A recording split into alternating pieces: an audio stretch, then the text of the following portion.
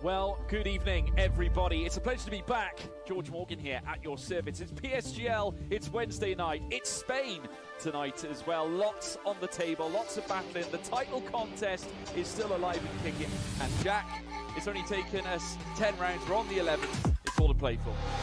Boromant goes on the inside and takes the lead on the final lap of the race. Now it's side by side between Boromant and Warner, but Boromant's got the inside. A guest star here in this phenomenal race. Cameron Dowd looking to take P2 in his very first PSGL F1 PC race. Incredible to say the least. You see that Putin still lead. 1.5 seconds. DRS is the name. Hello everybody and welcome back to PSGL. It is time to go racing around the Principality. We're going to have some action around the streets of Monte Carlo today. We're going to be in for some brilliant racing. But before we get into that, and before we preview you that as well, and before we get into a very crucial qualifying, the most crucial qualifying session of the season with how hard it is to overtake it. It is hard to overtake, but it's definitely still possible. But it means that qualifying is so much more important. So before we get into qualifying, let's take you through the action that we had last time out when we went racing at Spa. 3, 4, 5 red lights. It's race on for round 2 of PSGL at Spa. It's a good reaction time from our pole sitter. Zach Miles trying to go round the outside into turn number 1. He's a tiny bit wide. It could open a door for Zach Miles to try and make a move. He's looking left and right as we make our way up the hill towards the Rouge and Radion. We go side by side in the background between Donovan and Tyus Korsman. They're battling their way through, but there'll be an opportunity for the McLaren. We'll look to the front of the field of Zach Miles pulling alongside Felipe Sousa and trying to take the lead. He'll have the inside line. It looks like he's going to have the position, not the only one. Tamas Konkani and Daniel Godchak trying to battle as well, trying to go round the outside. Is there going to be room? No. Daniel Godchak is going to be forced wide. Jane Tripkov is going to have a go on the inside as well. What an opening lap to the race we are seeing as we see Donovan have a look on the inside. In the background, Julian trying to make a move as well. And we see off the road go one of the Mercedes as well, but it's Zach Miles with the lead. The soft, you've got the mediums, you've got the hards, and you've also got a lot of overtaking because you have Julian going to the inside line, 3 wide at one point. Now we go down to the braking zone with Julian up to 4th position is Jane Tripkov,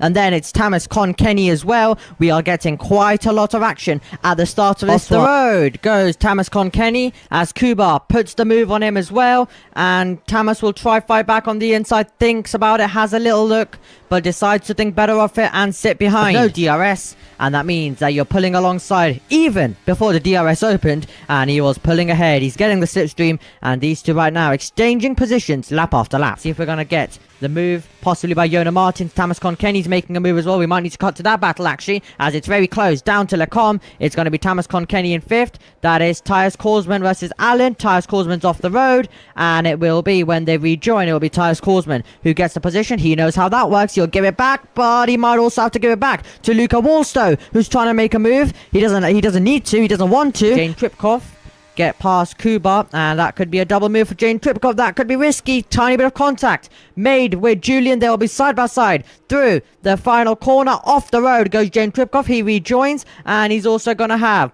Kuba Trezniak there as well to try and get past Jane Tripkov. Once again lay on the brakes, and Jane Tripkov on the hard compound of tires trying to make moves, but it's very hard up against the soft runners, all battling amongst themselves as well as we climb up the hill through a Rouge and Radion. This could be a move that Jane Tripkov might get overtaken once again. Change for 2nd position. Through goes Daniel Gottschalk. Through goes Linus Donovan. Through goes Julian as well, getting past Jane Tripkov, and Tyus Korsman sitting behind as well. Mega scrap for P4, as we already mentioned. That's Julian out wide, and we've had a few soft runners pitting. Julian isn't one of them. Kuba isn't one of them, and they've been absolutely battling. Now Tyus Korsman trying to go all the way around the outside. Luca Wallstow looking for his opportunity. Bit of wheel banging between the two of them as they make their way through, and off the road gets pushed is Julian. So Julian gets pushed off the road, and here comes Jane Tripkov trying to get past Luca Wallstow side by side through Pouon. Incredible speed by the two cars. They will still run side by side, making their way through, and it seems like Luca Wallstow will stay ahead. We have a yellow flag. That is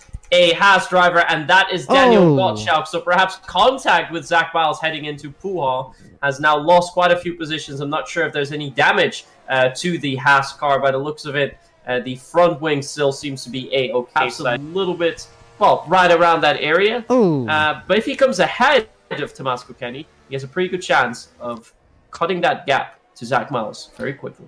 Battling through, that is Sparky, who made it 3 wide into Lecombe. He's up against Kuba right now, who is trying to keep his foot in, and later on the brakes for the McLaren. Sees him keep the position. Here comes Donovan, trying to go to the outside, trying to do the up and under, trying to get better traction, and see his rival run out wide. But he did get better traction. He did not get enough traction, though, to get himself ahead. Pushing Kuba all the way to the edge of the circuit. And here comes Sparky as well, trying to make his way through on Julian. We have Linus Donovan trying to dive to the inside. Super wide for Kuba. He'll be battling with Daniel Gottschalk off the corner, side by side. We go, and it's going to be Linus Donovan who stays ahead, but it's Felipe Souza who is into the pit lane, and Zach Miles has the race lead on the circuit as Luca Walso dives to the inside up against Boris. They'll be side by side, and coming out there onto the circuit is going to be Felipe Souza, and he's come right in the middle of this amazing scrap currently going on as we're going to climb up the hill through Aruj and Radion once more. Yeah, this is going to be a tough ask for Felipe to overtake, although he will take extra speed to Aruj and Radion, as we've seen him do before. And now around the outside, look at that speed of the Red Bull, as he now could just stick it around the outside and go for a double overtake already. Yes, Tommaso Kenny actually got closer, but we have yellow in Sector 2. That is a Haas driver. That's once again Daniel Gottschalk. Oh, we have a yellow. That is a Ferrari. That's Jona Martins. Jona Martins, our championship leader, has gone out over at Lefania. He's driving slowly out on track now. I'm not entirely sure what has happened there, but it means that he's at the back of the grid and likely will remain scoreless after this race. And it could mean that Felipe Sousa, who's now up in P2 with a double overtake on Linus Donovan and Zach Miles, that he is going to inherit that championship lead after a second place. He's in the wheel tracks. He's gaining all the way. The fastest lap belongs to Jona Martins, but for Felipe Sousa, the lead is about to belong to him in a couple of meters' time. He's got DRS, he's got the position, and he's through into the race lead. And Alan will make his way up onto the back off the rear wing, and Jona Martins has retired. That is in the pit lane though, and that could have changed the race. If that was on the circuit, that could have completely changed the race. We have Luca Wolstow making getting passed by Sparky. We've got Julian getting past Boris, and we've got Alan going to the inside with a bit of contact, and off the road will go Boris. He will rejoin, and he'll get a penalty that will surely be removed though, but he's been pushed off, and there's nothing you can do about that other than possibly reporting it, and that's unfortunately going to be a few positions lost for him there. And Thomas Bulldog has passed, so does Nardi Perez, and in a couple of meters it's all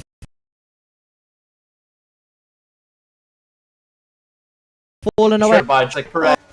And here we see the drivers go side by side, as you're mentioning that there's a lot more activity as Luca Wolstow passes Sparky on the Camel Straight.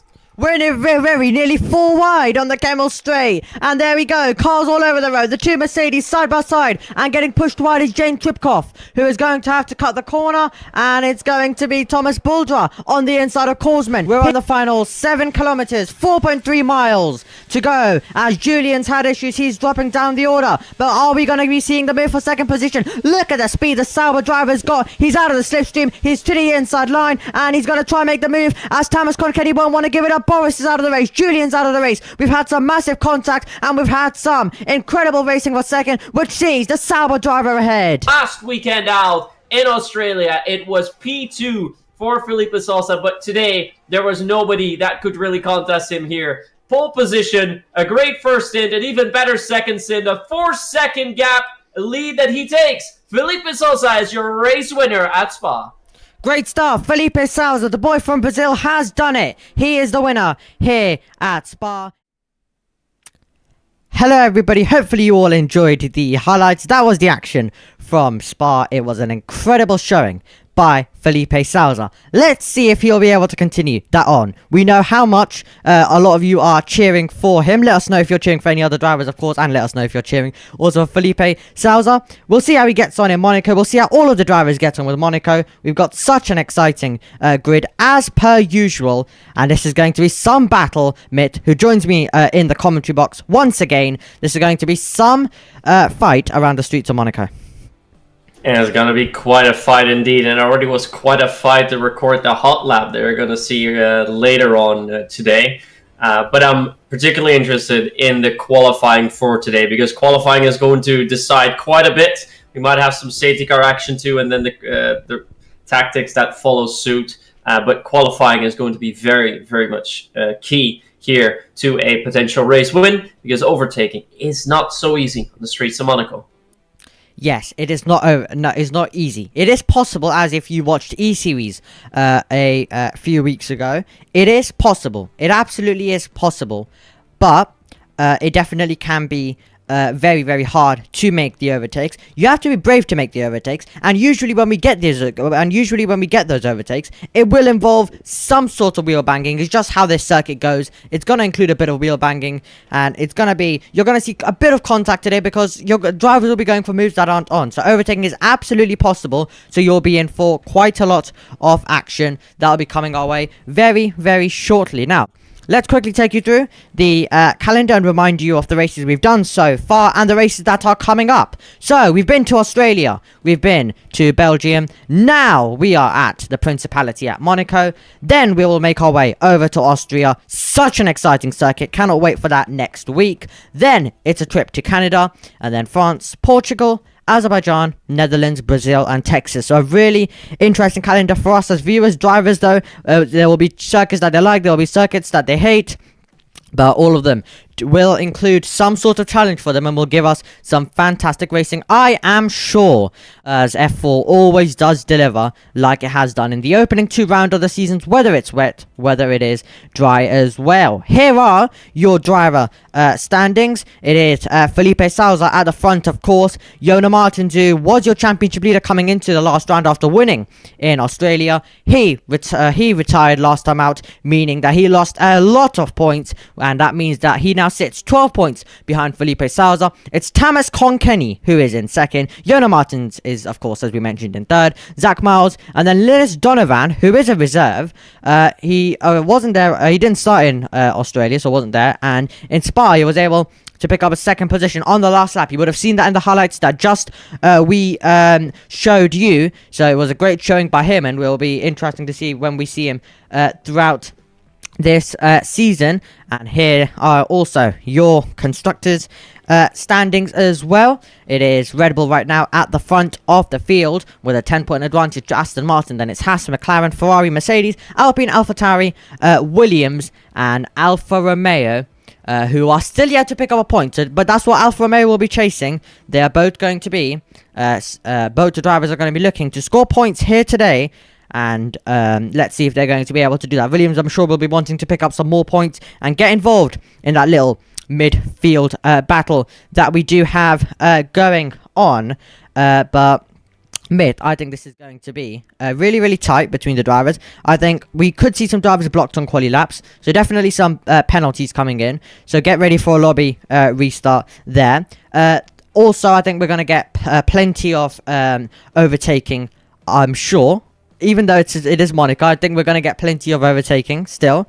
I think we can guarantee you that. I'm sure the drivers are going to go for moves here and there. And even though overtaking can be hard, I think we'll see plenty. And when we get those moves as well, it's just spectacular. It's absolutely amazing when we do get those moves, because you don't see them too often.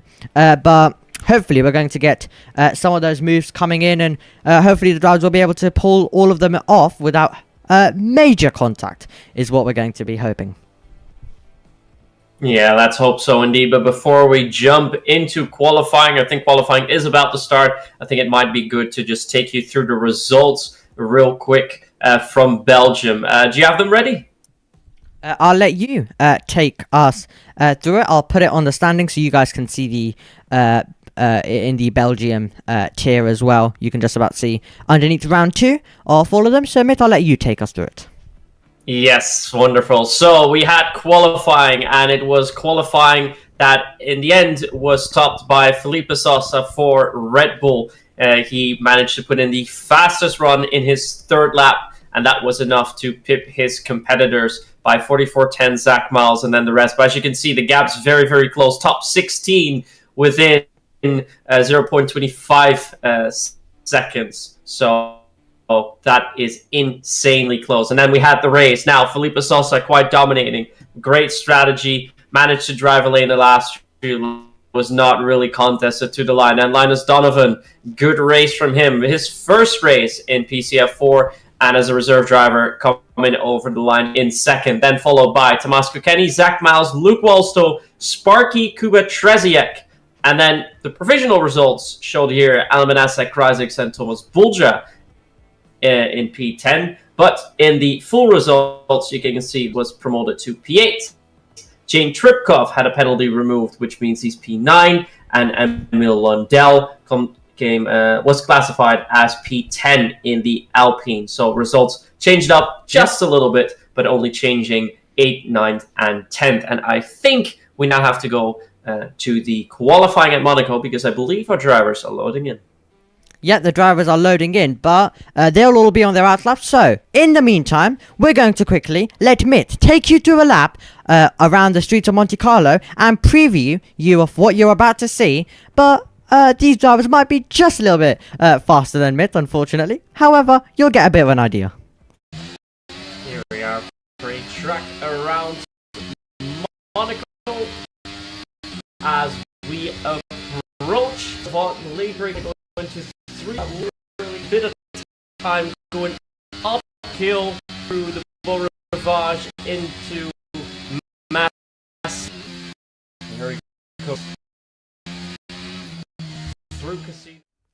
Okay, so it seemed like we had some lag issues with that one. Not sure what happened, so we'll bring you back then to the track map and then now to the action on the circuit as well. There's the circuit. You can see 19 corners around this circuit, and now on your screen you should be able to hopefully see this amazing circuit, and to the left and right with the amazing PSGL sponsor boards and GT Omega and SRC as well, our lovely sponsors there. But we have cars on the circuit, and we have night as well here at Monaco, which was voted by the drivers. So it is great to see a bit of a different Monaco to what we would usually see. We don't often see Monaco, but in PSGL, of course, due to it's not really a circuit that too many drivers enjoy. But we currently have it in the night, and it's absolutely spectacular. It really is, and we're hopefully quickly hopping on board with James Tripkov, who is leading the pack and is about to come around Anthony Nodge to start his first flyer here around the track in Monaco. Now, in the hot lap that you were just seeing earlier on, I mentioned I believe, a 1:11.7, which is not nearly as fast as these drivers can do today, as you saw James Tripkov taking maximum risk through Sandefjord and doing that really, really nicely. Now, coming towards the end of the first sector, and now he has to brake downhill into Mirabeau. This is a very difficult corner to brake for, but looks like Jane has done that quite well. Then the hairpin, very tight, triangle slowly, but it's a pretty good round there. Now he takes a little bit slower through Mirabeau and then out of Poitiers into the tunnel, already halfway through the lap. And now comes one of the hardest turns, at least in my opinion, the hairpin, because it's so easy to either overshoot, win, or lose time there. But looks like Jane Tripkov has done that quite well before going left through to back, not hitting the wall there, and now into the swimming pool section. Once again, a very easy way to bottle your lap. He does hit the wall there a little bit, but it looks like his lap time has not been validated. Now coming around the final corner and on his way, heading across the line, and the first lap is going to be a 1:08.620. So, Jane Tripkov over the line, as you mentioned. He has been pipped by Zach Miles, a driver who qualified second in the last race of this season at Spa. So, he right now is at the front of the field, but only 2 drivers have set lap times. So, we are awaiting many other drivers in this field, like Boris, who we are watching. You have Tamas Konkenny making his way up there as well, was third. Now he's dropped all the way down to 4th. Korsman is in 5th. And then you have Garner, who has made his way up into pole position. First time we are seeing him this season. And now let's see with Boris over the line. He will make his way ahead of Tyus Korsman. So Korsman with a bit of a scruffy lap there. And he'll be surely looking to improve. Possibly Boris with a bit of time to find. Tristan with definitely a bit of time to find. There's Felipe Salza making his way over the line. And he's been able to get up to 2nd place. Yeah, some pretty laps come in on the board all the way around the track as we're quickly going to go through. I think Nico Viani is the next one coming across the line, and he does indeed, but his lap time was invalidated.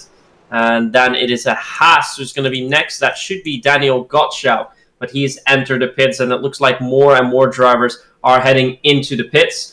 Some drivers are already ready to start yet another lap. Sparky is still on a flyer. Nico Viani is on a flyer. And Nardi Perez is. And it looks like Nardi Perez will be the next one across the line as he's now flying through the swimming pool section. Yeah, absolutely. As well, Nardi Perez then in the Williams makes his way through Anthony Nose. And it's fit to the floor then. All the way down towards Sandoval. Over the line goes the Williams man, and he makes his way into 9th position. So it's Ghana, then it's Felipe Souza, Zach Miles, Jane Tripkoff, Tamas Kokeni, then Kryzix, Emil Lundell, and then Keanu Leetard, Nardi Perez, who we just saw come over the line. Then it was Boris, then we have Sparky, Tyus Korsman, Tristan, and Yona Martins right now. The laps that have been recorded, Luca Wolstow is pushing on right now. Nico Viani's coming into the pit lane. Noel Coleman has tapped the wall a tiny bit. I believe he's tapped the wall again. So I say he's tapped the wall, and then he actually showed us it a bit further. He's damaged his front wing, and I could tell that he tapped the wall before because his car was ghosted.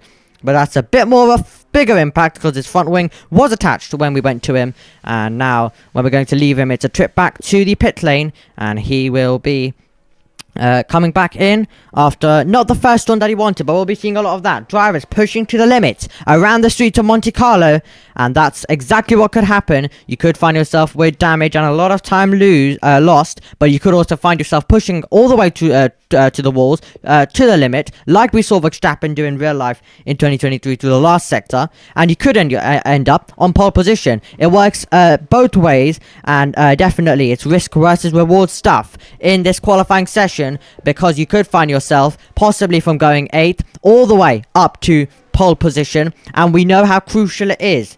Overtaking can happen around this circuit. I'm predicting we're going to get a lot of overtaking in this race. However, it definitely is also tricky, though, to make the overtakes happen. So, if we look at all the races in the calendar, this is the hardest one, of course, as it is in real life, to make the overtakes. So that's why qualifying well is going to be crucial, and we're already getting some dive bombs, and we're already getting a bit of racing. Zach Miles is not waiting around. He wants to get on with it, and he threw one to the inside of the Raskas.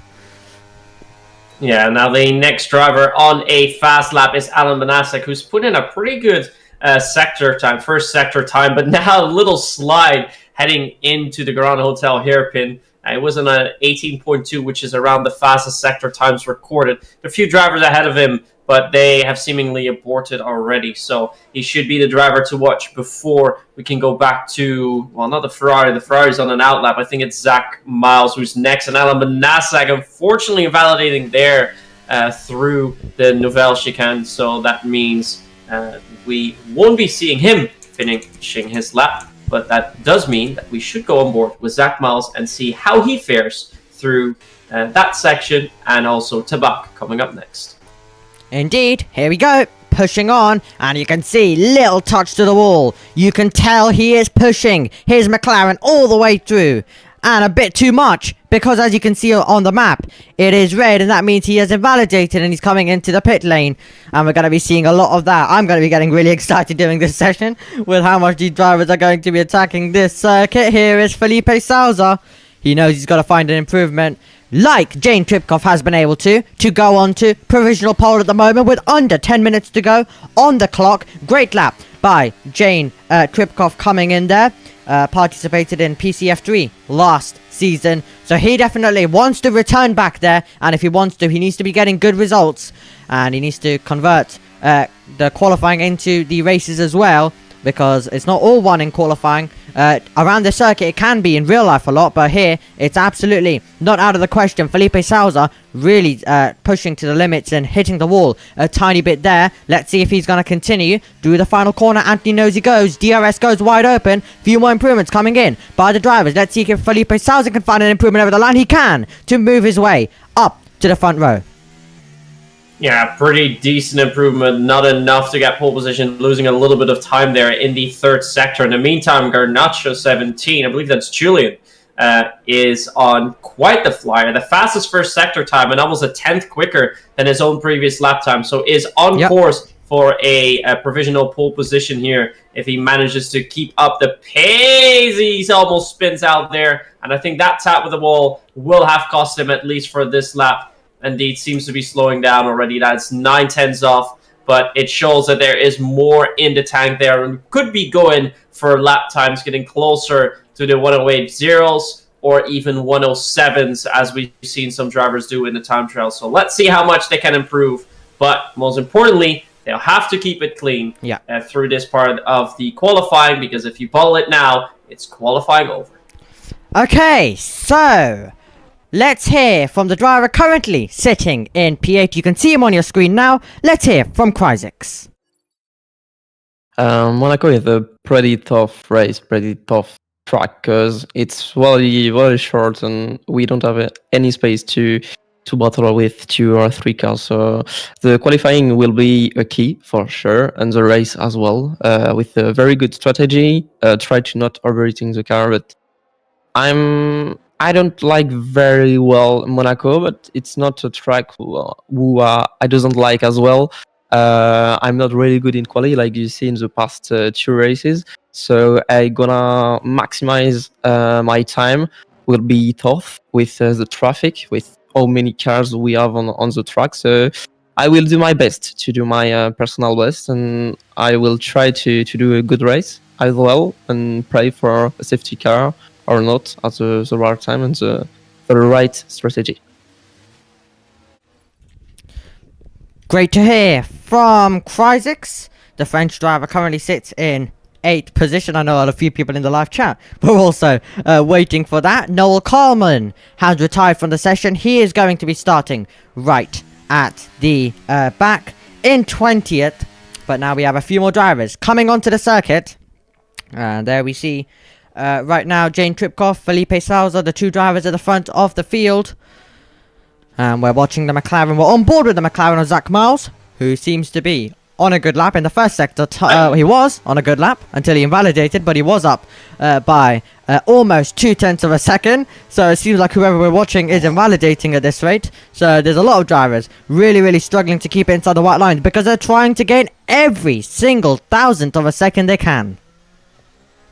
Yeah, he is going to continue on. I'm not sure if he's just going to go for a second flyer, but it shows how much quicker he can go, because he was 3/10, just over 3/10 quicker after Sector 2. So that shows there's quite a bit more in the tank, and that would be enough for him to pip the pole by about a 10th from Jane Tripkoff. So that is an insanely fast lap time. And it looks like in the meantime, Jane Tripkoff is out for a lap himself, while some other drivers still have to go for some quicker lap times. Daniel Gottschalk, Will Gibson, Alan Benassi stay out for laps. Thias Korsman has just started his lap, but Jane Tripkoff will be the one that we are currently watching just a little tad slower in the first sector. But comparing to the other drivers, still about a 10th to gain for Jane in the first sector. So that means that Jane is quicker than all the other drivers in Sector 2 and Sector 3.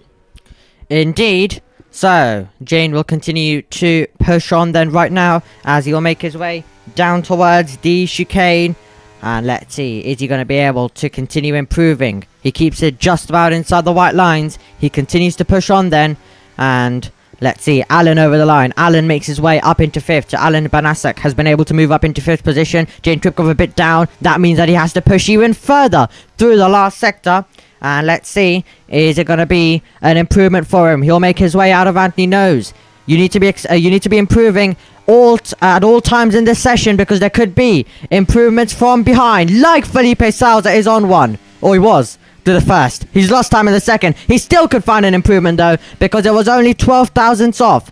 Is it going to be enough to get past Jane Tripkoff? That is going to be another question. We're about to get the answer to it though, because DRS goes open, 5th gear, he'll bring it into 6th. Let's see, can he take it away? He can take it away. So for now, he's going to be heading to provisional pole. He gets ahead of Jane Tripkoff, and Jane Tripkoff will need to find a faster lap out of the bag. It's Alan, as I mentioned, running in P5 right now. Here is the Red Bull man attacking the curb. It's Yona Martins, who's the driver behind in 6th right now. Then it's Thias Korsman. Then the 2 McLarens of Sparky and Zach Miles, and Cryzix is on the circuit now. Alan is into the pit lane as these guys all get ready now for their final push lap. But this session a bit. It's been different to what we've seen so far. It's been drivers pushing on at all times and doing double runs. It's been all sorts of stuff going on in this session. It's not been one of the usual sessions that we get here at PSGL, where you have run 1, then we go silent, then we have run 2, then we go a bit silent, then we prepare for run 3, and then we have run 3. In this one, we're getting laps at all times by different drivers.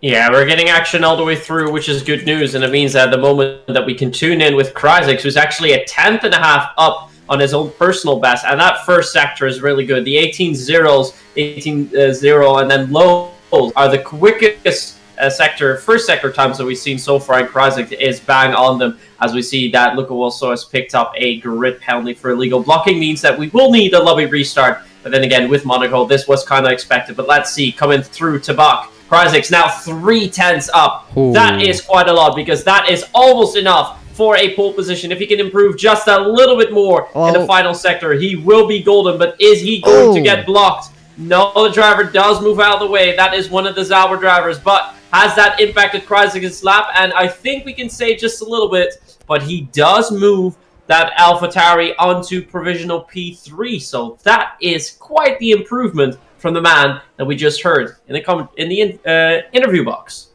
Indeed, so Kryzik manages to get his way up to 3rd position as it stands, and it's all as it stands at the moment as well. And as you mentioned, Sparky is gone to provisional pole right now. Great lap time by Sparky, and he's now brought us into the 1 minute 8.2s. And this is really turning into one of those qualifying sessions that we're going to remember. And that's why I said one of the most important ones is the most entertaining one. When we came into it, we expected it. Boris has been given a penalty, but the Sauber driver could have got a tiny bit in the way of the man who was third, now fourth, due to the improvement from Sparky. Let's keep an eye on anyone. It could be anyone who found an improvement. We have a lot of drivers currently on outlaps. Let's see. Tristan Debecourt, he seems down by 12 thousandths of a second. Let's see if we can make it up in the last sector, as he will come over the line. The driver currently in 14th just goes ahead of his Sauber teammate into 13th.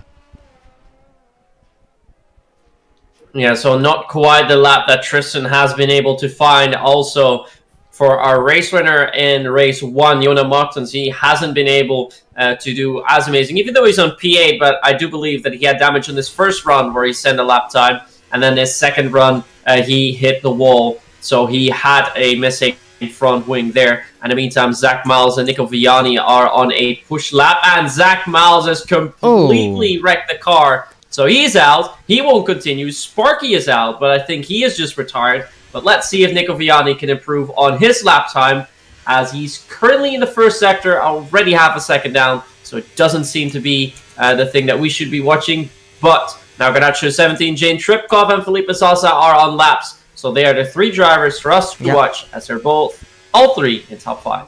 Absolutely. Luca also pushing on ahead as well, currently in 18th, up by 0.2 of a second, and any improvement could get you up the order massively. We have 20 seconds remaining on the clock into the Rascas. Luca Wolstow makes his way through, and he'll make his way through the final corner then, and will make his way over the line. Let's see what Luca Wolstow can do. Currently in 18th, goes into 15th. So an improvement there for him. Nico Viani has retired as well then, and it seems like he's crashed at the swimming pool section. There'll be more drivers who are going to be pushing on. We're watching there as we see Garner getting blocked there a tiny bit by the Williams, so that's so unfortunate, as Kryzik makes his way up into P4. Let's see what Garner can do. Is it going to be enough? Even though he got blocked slightly, he'll come over the line. He is going to find an improvement. It'll be 4th position for him, so he gets ahead of Kryzik right now. And we have Allen, who has invalidated. Jonah Martins has invalidated. Tyus Korsman seems to be up. What about Felipe Sousa? Felipe Sousa onto pole. Felipe Sousa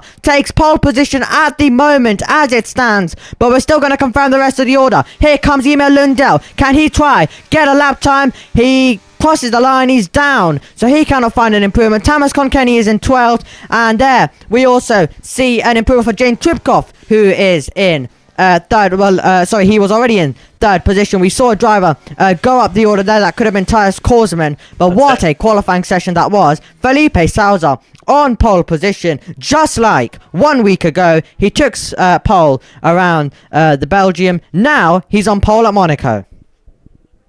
What an amazing lap by Felipe Sosa. 2/10 clear of all of his competitors. Now that's making a statement after already winning the last race by 3.6 seconds. It shows that he is the man to be, but what an amazing push lap he managed to put out in run 3, and it is enough for a pole position. The other drivers are already done, have retired, or are in the pit lane. So he will be sharing the front row together with Sparky. Row 2, Jane Trepkov and Garnacho. Row 3, Krasics, Emil Lundell. Then row 4, it's Alan Manasek, Jona Martens, followed by Thies Korsman and Zach Miles. Then it's both Zach Ozek, Nico Viani, Thomas Kokeni P13 with Tristan Debecourt next to him.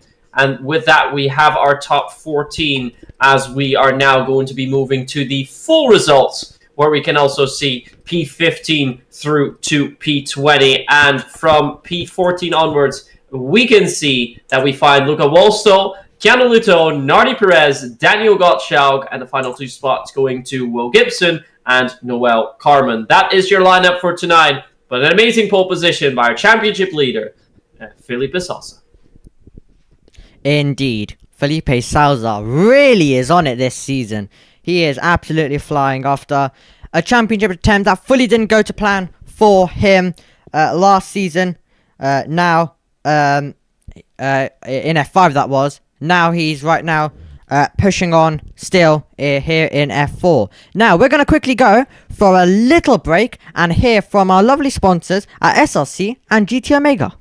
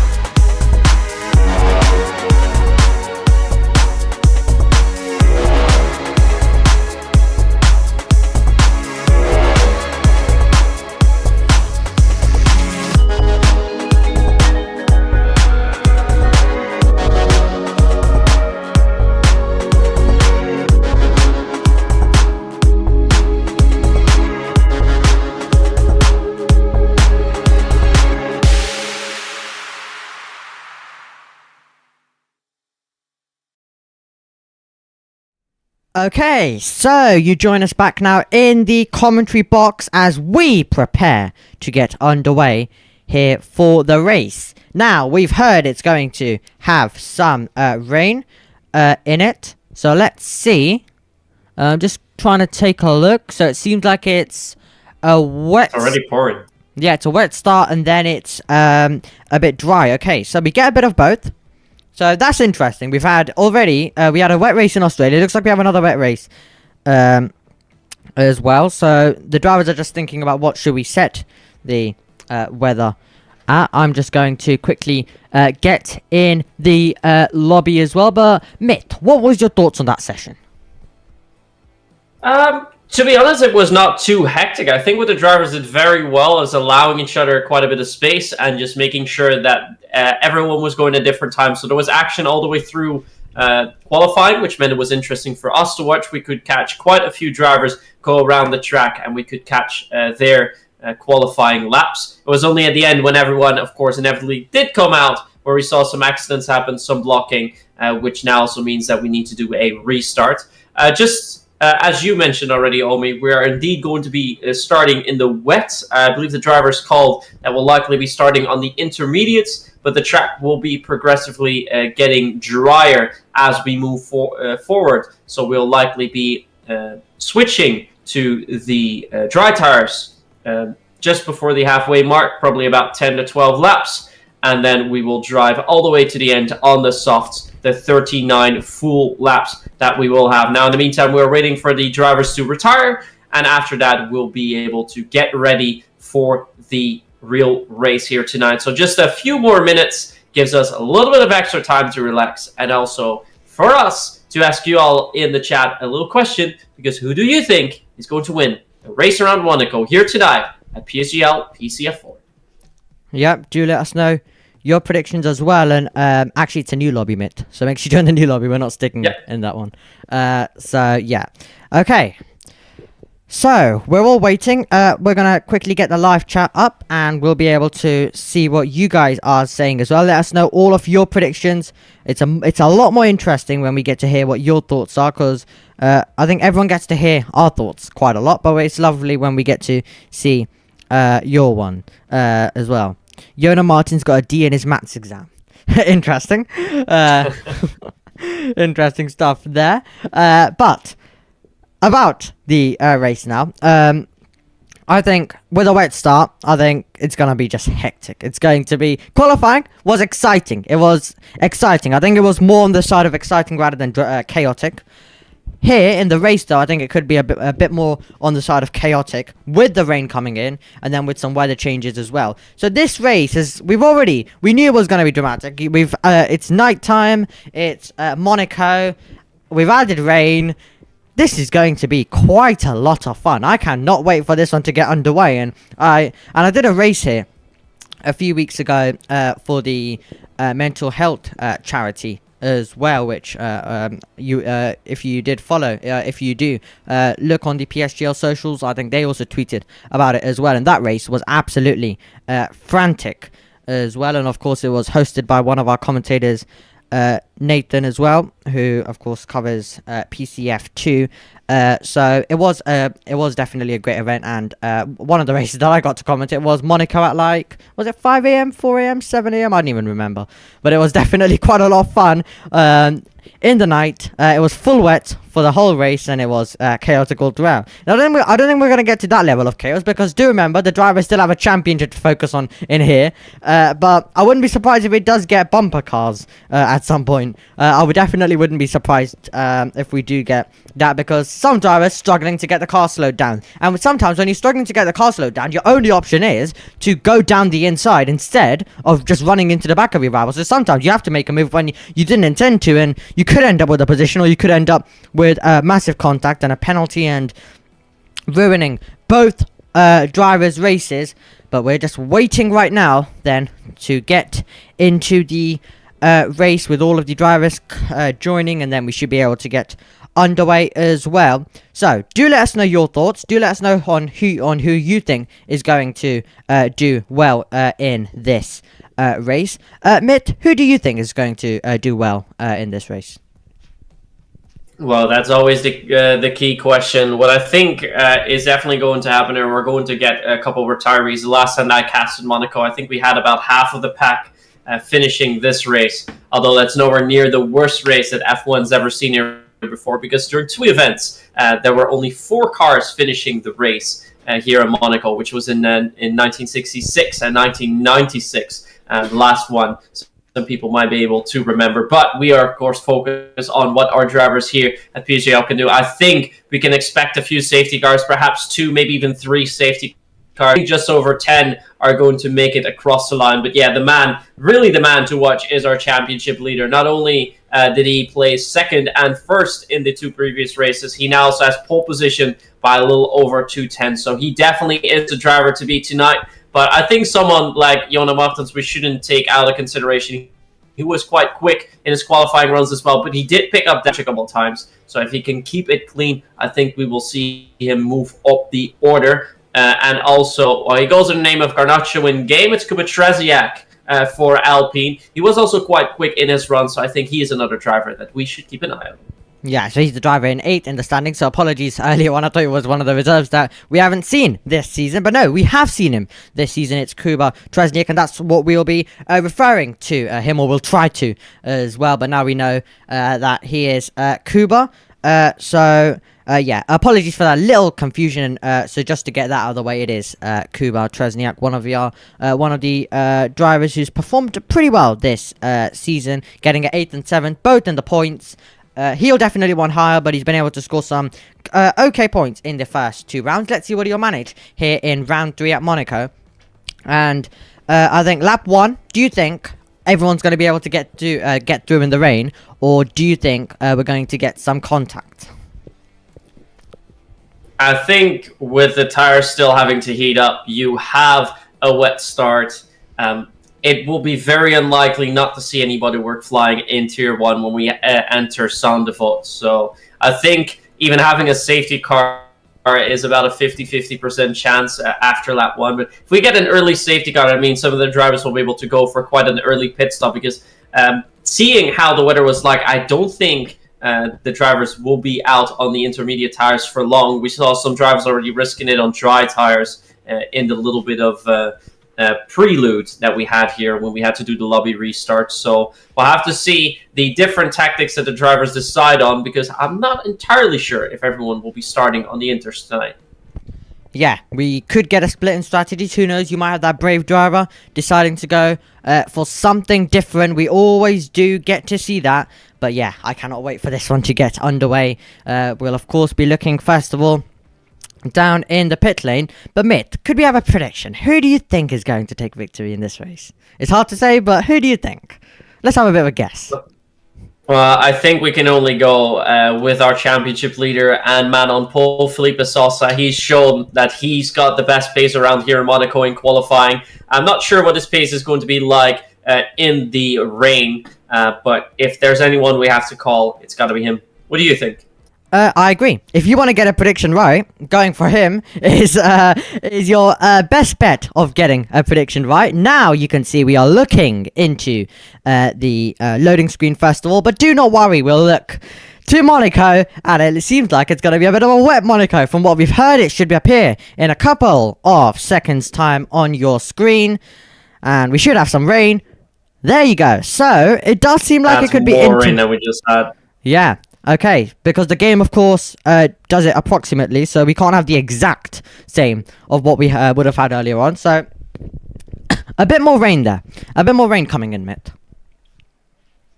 Yeah, a little bit more, and seeing how it's pouring down, I start to wonder whether we will be starting on Inters or maybe even on the full wets. But definitely no drivers are going to risk it now to start on the dry tires if we compare to the weather that we saw early on before we had to do the lobby restart.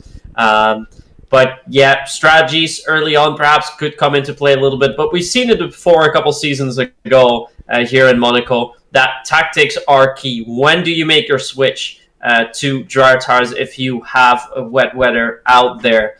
Because that is going to determine quite a bit. Because in the pit stop, if you make it at the right moment, you can gain a lot of positions, and it's much safer than overtaking on the track, especially when it's wet, because it's extremely risky to do, not only, but also very easy to pin it in the wall. And there's not a lot of overtaking opportunities. Some drivers will try it into Saint-Devote. That is very risky. Other drivers will try to do it just before the Noël chicane, which is maybe one of the easier ones. And we've seen even some crazy overtakes into Rascas, but here we go with 4 and 5 red lights are on, and we're on their way. The 5 lights go out and we go racing on the streets of Monte Carlo. Felipe Sousa holds the lead into turn number 1. It is Jane Tripkov trying to get past Kuba, but it seems like Kuba is going to be ahead and into 3rd position. It's Felipe Sousa, then it's Sparky, and then it is Kuba. As we make our way through, up the hill we go. It's a dream start for Felipe Sousa. Are they all going to be able to make their way through? That is the second Alpine in the field, diving to the inside of Jona Martins and diving ahead. Momentarily is Emil Lundell. You have Alan also waiting for his opportunity. We are side by side as we go down to the lowest hairpin. Are we going to see the Ferrari boxed in? We are going to see the Ferrari boxed in, and it'll open the door all the way around the outside. Goes Emil Lundell, and he takes the position there. He gets ahead of Jona Martins, and it's Alan waiting for his opportunity, but Felipe Sousa holds the lead. Felipe holds the lead for a time being, and if we look at the position changes, we can see that so far the best start has been for Tristan Debecour, who is in P12, made up 2 positions, but not too many position changes, just 1 up or 1 down. And in case of Tomas Kokeni, unfortunately 3 positions down, as he's had the worst start out of the entire pack. We're already seeing some gaps starting to emerge, especially around the top 3. Felipe Sosa already having an almost 9/10 gap to Sparky in P2, and it's Kuba fairly close to him, but then the gap 1.3 seconds to Jane Tripkov. And these early gaps can matter quite a bit, as Felipe is the first one coming around, and now heading through not only Saint-Devote but also Beau Rivage. I'm trying to see if there's any driver that we should keep an eye on, because it looks like not only Will Gibson is already in the pits, but the gap around Emil Lundell towards Kryzix seems to be getting closer. So the fight for P5 is on. Definitely is on there as we go down to the lowest hairpin once again, and we look for the moves. There we go. It's Luca Wallstow up against Nico Viani, trying to go all the way around the outside. We were, of course, expecting some action. There we go. That's Luca Wallstow with the inside, and he does have the position there. And let's see, can Nico try fight back as we're going to make our way down towards the Nobel chicane as well. Let's see. He's using a tiny bit of ERS to try and get close, to try get on the back, but he cannot make a move there as well. And they're all getting super close together. They're all pushing each other. Especially it's Kryzix who is pushing Jane Tripkov through as well, as these two battle right now for 4th position. And we've got Kuba having a little look on Sparky, and the half move from Kuba has kind of cost him, because now the gap is 7/10 off a second. No DRS, of course, at this stage of the race, but it's everyone just following each other at this stage, waiting for the opportunities to come. And the biggest overtaking opportunities are going to be when we see drivers run wide, and then it could open the door for them, and the drivers behind could be trying to take advantage with wide moments. But right now it seems like we've had Felipe Salza continuing to push, and we have a late lunge to the inside by Kuba, incredibly late on the brakes. Bit of contact between the two of them, and they're going to be wheel to wheel. Is Kuba going to be able to turn the outside all the way to the inside? They will be side by side. They bang a bit of wheels, do the Alpine and the McLaren, contact as Sparky hits the wall a tiny bit, and Kuba gets ahead.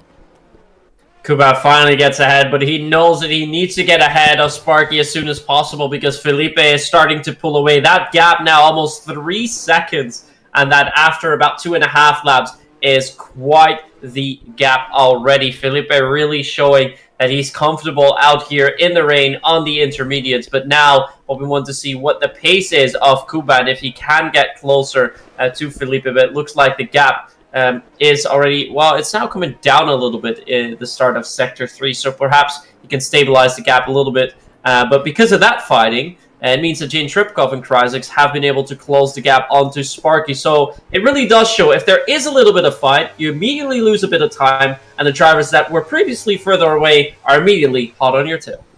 Absolutely, that's a bit of a slide by Alan Banasak, who that's not what he wanted, and it will leave him vulnerable. It will leave him vulnerable, not the only one. This is Jane Tripkov trying to make a move on Sparky.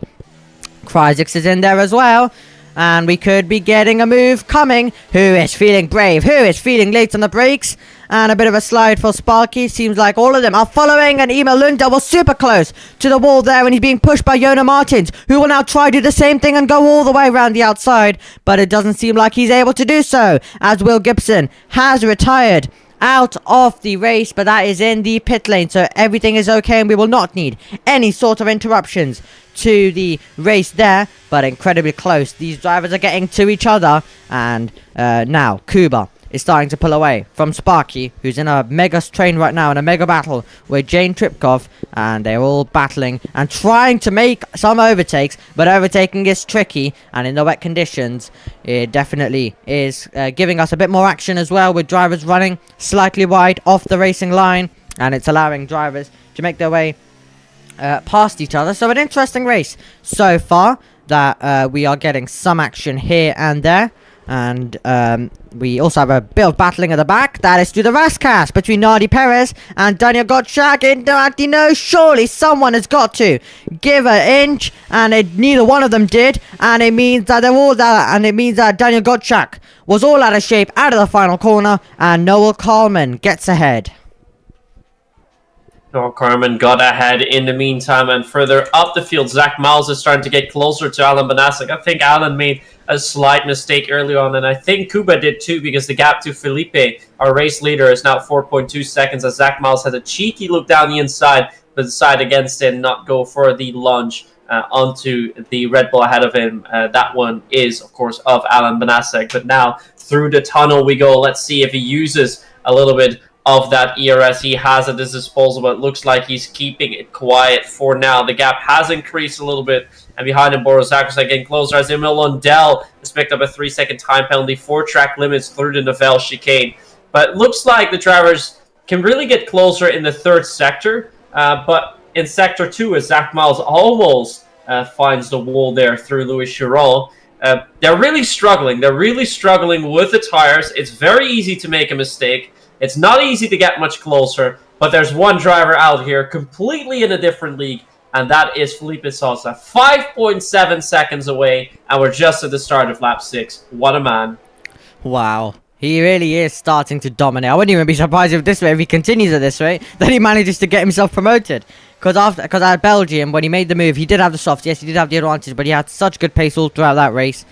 He's had absolutely fabulous pace throughout this as well here at Monaco. Qualifying was brilliant, and he's absolutely pulling away from the field. Daniel Gottschalk has retired, and we will need the virtual safety car due to that, as Daniel Gottschalk has found the barrier and becomes our first retirement on the circuit. Our second retirement overall, as Will Gibson also retired in the pit lane, but we've got a virtual safety car out then to neutralize things momentarily. Yeah, and I think this is especially good news for Felipe, who is not seeing his lead go up in smoke, because he's got a solid lead. He doesn't have to worry about anything, especially when the track is going to get better. Because if we look out there on the track, it doesn't seem to be raining as harshly anymore as it was earlier on. So now the track will be drying up, and I think my prediction earlier on, around lap 12, 13, we might be seeing some switches for dry tires. But I think most of the drivers here will try and go for a one-stop. If there's not any other strategy coming into play, they might just go and throw it on the hards, or they might even... Nobody's coming. Well, two people are actually coming. Garnacho Sparky's coming. Milan Dell's coming. Alan Banasic. I want to know what tires they're going for. They're going for hards already. So it looks like we've reached the crossover point just a little bit earlier, as Boris Zakosek has picked up a penalty. Yeah. And I think Sparky's also picked up a little bit of damage, because that pit stop took a little bit longer as expected.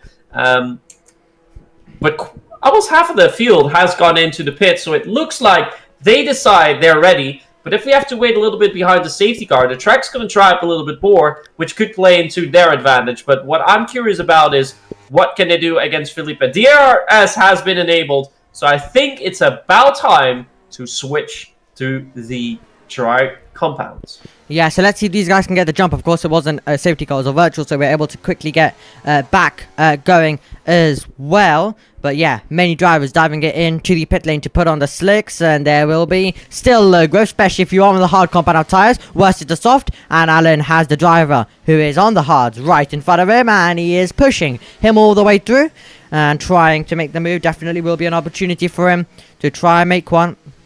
Into the Nobel chicane. Is that Noel Coleman? It is Noel Coleman, who has had issues down at the Nobel chicane as well. Into the pit lane comes Felipe Sousa. So Sousa is in. Then we have Jane Tripkov, Kryzik, and surely everyone will be diving it into the pit lane to not lose time. Yona Martins is going different. He's continuing on, though, with the fastest lap of this race as he continues on. Here is Felipe Sousa on the hard compound of tires. Will make his way out and still has a good advantage as he goes down to Sanderot turn number 1, and he'll make his way back onto the circuit. Noel Coleman still yet to make a pit stop. He'll be in third right now. Net second in the race is going to be Kuba. So net second is Kuba. Then you have Jane Tripkov, and then Kryzik, Sparky, Boris, and these guys all in this train as Noel Coleman is being passed, and Jane Tripkov has to try get through immediately, or he's going to be held up a bit. And let's see, Noel Coleman defends it. Jane Tripkov gets held up, as now Jane Tripkov is going to try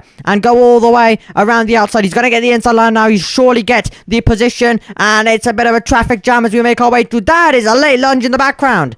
That is a late lunge in the background by Allen, and he was trying to make that move on Tyus Korsman.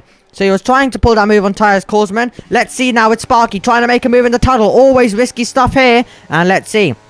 Can he try and go to the inside? How late on the brakes can he be? Can he avoid hitting the Ferrari? They're both a tiny bit wide. They've just about got it slowed down. And this is when the racing comes alive. And we've got a car over the road. In the background, Nico Viani has picked up a time penalty, and that is going to get really tight through the swimming pool section, and Sparky gets ahead, and Kryzik goes round the outside contact, and round goes Kryzik, and also Noel Coleman is into the barrier as well, and it looks like we have the safety car out due to the moment, virtual safety car at the moment, but I believe that will be a safety car as you can see on the map. Chaotic moment here in Monaco, as all drivers went a bit crazy. They're all trying to make moves, and they're all going to be heading into the pit lane, but that was definitely frantic action there.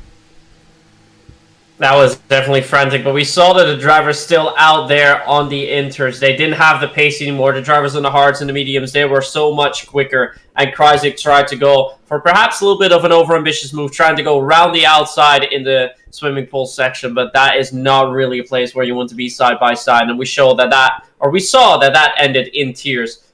But now Kryzik has been able to switch his front wing, can go back out on the track, but will be resuming the race in last place. And indeed, with the full safety car now means that does not matter too much for him. His car is all back in running order. I don't think many other drivers are still going to go for pit stops, and I believe everyone has made their stop indeed. So we have most of our drivers on the hards, 3 drivers out there on mediums. Those are Emil Lundell, Tomas Kokeni, and Noel Carmen.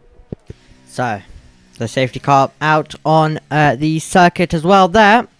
And the safety car driving quite a bit, I have to say, on the circuit. Is it at the Nobel chicane? Is it there? It seems like it's got very far. Has the safety car, and it's finally stopped a bit. But yeah, drove quite a bit ahead, and there you see stopped on the circuit as all of the drivers make their way through as well. So the race neutralized at this stage. We'll confirm the order when everyone is bunched up behind this safety car period. More drivers have dived into the pit lane as well. But the order completely changing due to some chaos here at Monaco. As we expected, the track was still a little bit damp and they were all battling. And as you mentioned, swimming pool section, definitely a risky place to make an overtake. And Felipe Salza, all the work he did, that's all going to be washed away from him, but the pace he's shown, wouldn't be surprised if he's able to pull that back up.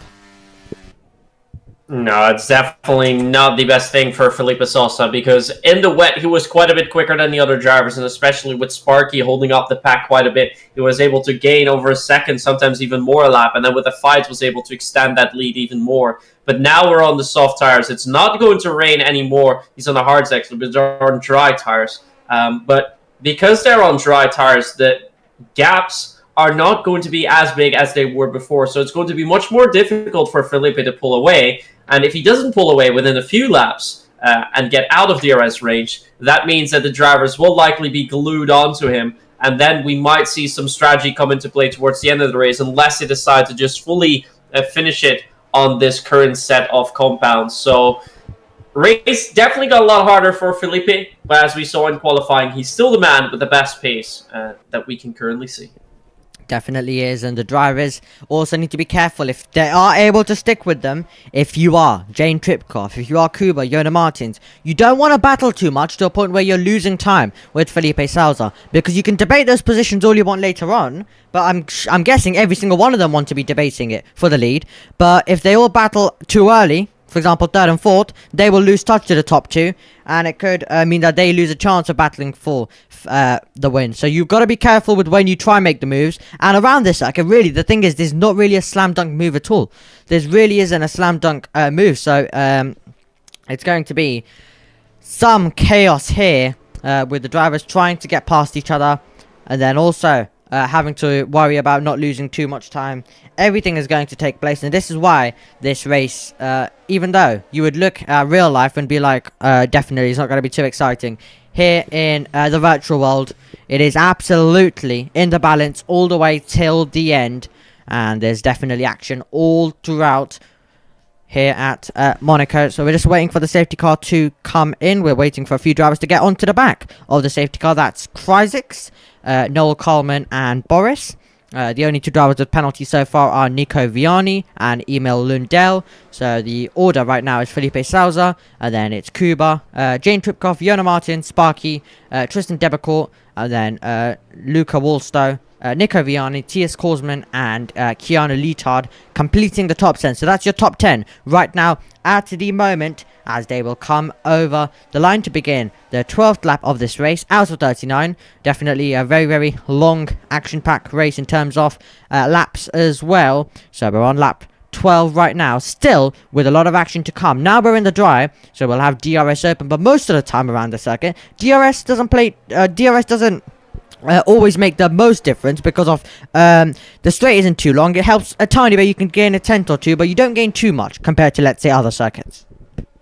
No, definitely not. And there's only one DRS zone, which is on the start-finish straight, as you just mentioned, Omi. So it's mostly just to keep up, as we were mentioning earlier on. And with all the drivers losing quite a bit of time in Sector 1 anyways and just catching up later on, it does mean that if you want to make a move, has to happen into Sandoval, but that is such a hard place to go for your overtake. So unless there are any mistakes, any slides, I don't think we're going to see much of that. As we can see here in the tunnel, the Monaco circuit has been around since 1929. Now you might be wondering, hey, the F1 only started in 1950. That is indeed the official thing, but we've had some unofficial races here before, which means that this year around, there will be the 95th anniversary around Monaco, and in just 5 years' time, we'll have our 100-year anniversary around here in Monaco.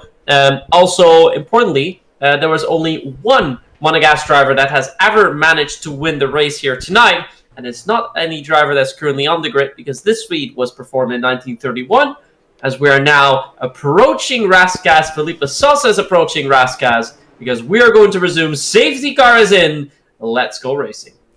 Felipe Sousa at the head of the pack, and he will make his way through the final corner, looking to get away from the field once more, and it's a 5/10 gap as he comes over the line. Felipe Sousa, Kuba, and Jane Tripkov, the top three. Is anyone else going to be able to make any sort of moves through the field? And are they all going to be able to get it slowed down? Much more easier in the dry as well, but definitely still a challenge this Monaco circuit is for every single one of these drivers. Keep an eye on Thomas Kankeni. He is the driver on the medium compound tyres. He's the driver who should have the most grip at this stage, and that possibly could mean a dive to the inside coming up by the Aston Martin driver, and he will make a bit of contact with Allen, and then they will go side by side. A bit more contact between the two of them. Can the Aston Martin get ahead? More contact. They bang wheels. Now the Aston Martin ghosted momentarily, but he manages to get ahead. Thomas Kankeni moves up to 12th.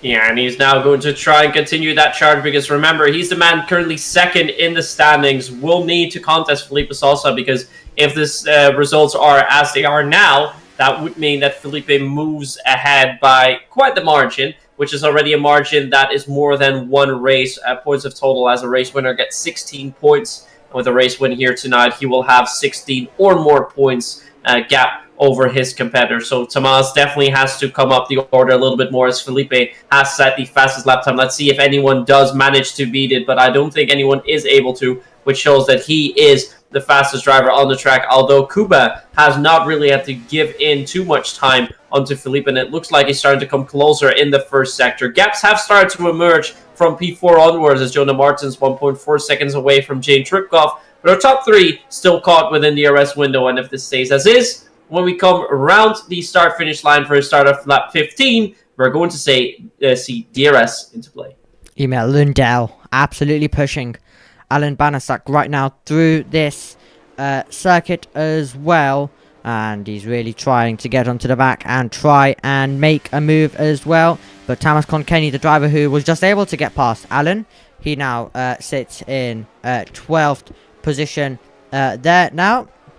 And of course, last season he drove in F4, finished 17th last season in the standing, so he'll definitely be hoping that this season he can get higher up the table as well, and another season in F4 for him, as he hopes that this one goes a bit better than it has been, because he's got a 4th and he's got a 3rd so far as well, and he currently sits in 12th position, but with a lot of work to do in this race. So he's had a good start to the championship, sits second in the championship, but he definitely does still have a bit of work to do to make sure that he maintains second position and also gets closer to Felipe Sousa at the front. But Felipe Sousa right now just is walking away with it right now, and I believe as we see a late lunge, that's going to be late on the brakes by Thomas Kankeni. Another late lunge and contact with Nardi Perez, and somehow he keeps it just about in a straight line, and he also gets ahead.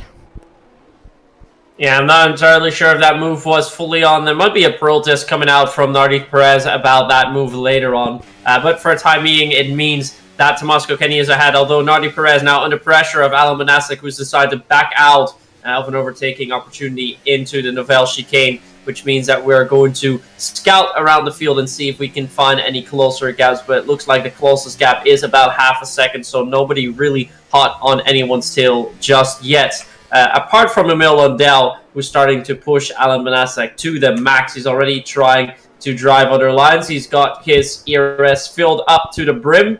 So if he does make a little bit of use of that, he should be able to get closer and try and move into an overtaking opportunity. But it looks like so far the favorite spot for drivers to go for an overtake is downhill into Mirabeau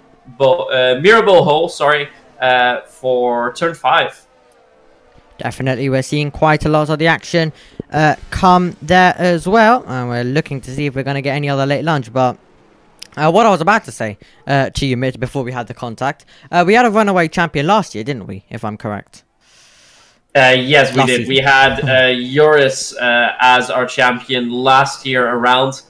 He's now been promoted to PCF2. So definitely, you could argue that he was not in the right standings. Won about half of the races that we had last season. Really dominated there. And a couple of the drivers that we had last season, of course, that we're seeing now, the man second standings, for example, Tamas Kokeni. But Tamas as well, he's been able to sort of pop up out of nowhere as a dark horse because he's a man that doesn't make all too many mistakes. But when other drivers make mistakes, he's the one that capitalizes on them. And we saw it in the first 2 races as well. We didn't really see too much of Tamas into all the hot fights, but he did manage to finish P4 and P3. So when other drivers are getting into tough times, that is when Tamas does best. And I think what we're going to see later on in the race, because now he's in P11, he's not too much closer, but towards the end of the race, we'll see him move up the order a little bit more and perhaps even go for a P5 in the standings. Who knows as well? At this stage, it's anyone's game now, and it really, when we get to the business end of the season, maybe Felipe Salza, we could say possible champion. Other than that, it definitely is wide open for second. But Felipe Salza has been looking incredibly strong throughout the first few rounds here of this season. He has done really well this season, and especially from F5 last season, coming in after not being able to properly fight for the title in the last few rounds. Now he is fighting for the title. Now he's dominating the title as well, we can say, as into the pit lane comes Tamas Konkenny as well. So Tamas Konkenny dives it into the pit lane, the Aston Martin driver, makes his way into the pit lane and leaves Nadi Perez to defend from Alan Banasak, and you have Emil Lundell, Zach Miles, Kryzix all in this train as well. So we're definitely going to get a bit of action coming from this part of the field, and we're heading to Mirabeau now, a place where you can see quite a lot of the overtaking, but Alan not close enough to go for the move there. If we take you back to the front of the field and quickly talk about that, Kuba's still maintaining inside the 1 second. He's just about staying in there, but he's not able to right now just mount a proper challenge. But he luckily is able to sit there possibly for a challenge later on in the race. Yeah, we can see that because the DRS, Kuba is staying within 1 second of Felipe. It looks like Felipe is about a couple of tenths quicker. But down the start-finish straight, that is almost neutralized with the DRS. Also interesting to see that Tamas, he went for a pit stop. He switched to the medium, so I think he reckons that he can make it through those to the end on those mediums. And because he's going to have a bit of pace advantage earlier on, with all the other drivers coming into the pits later, that could mean that Tamas is going to gain positions as a result of that. So he's going for the offset strategy, as we've seen many times before from him also in previous seasons, which was able to grant him quite some positions gained, and most notably last race as well in Spa, where he managed to pick up a podium as a result of that. So let's see if he's able to do the same, but Tamas has come in again, so I think there is some damage involved as well, and he indeed has to switch. His front wing is going to another set of mediums, so it's starting to look like not the race to be for Tamas Kokeni. And that is only good news for a championship leader, Felipe Salza, who's definitely going to extend his lead over his competitors. As it stands, still anything can change in the remainder of the race, but as we mentioned, it's just the way it currently looks with how Felipe Salza is going at it, and he is one rapid driver and a hard one to beat as well.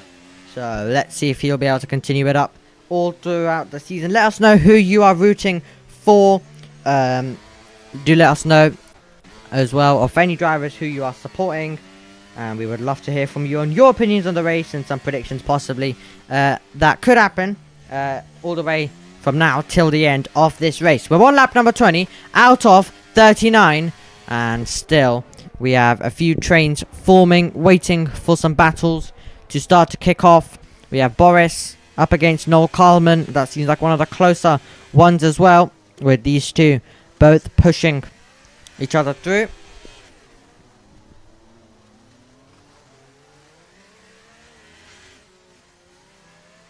That does indeed seem to be the case for now, as I'm currently checking what Nico Viani is doing in comparison to Luca Walso, who is in P7. But we saw an early pit stop also from Zach Miles. He went to the mediums, so I think he thinks that he can make it to the end, as Ken Lito picks up a 3-second time penalty for track limits. A third driver to pick up a penalty of any sorts.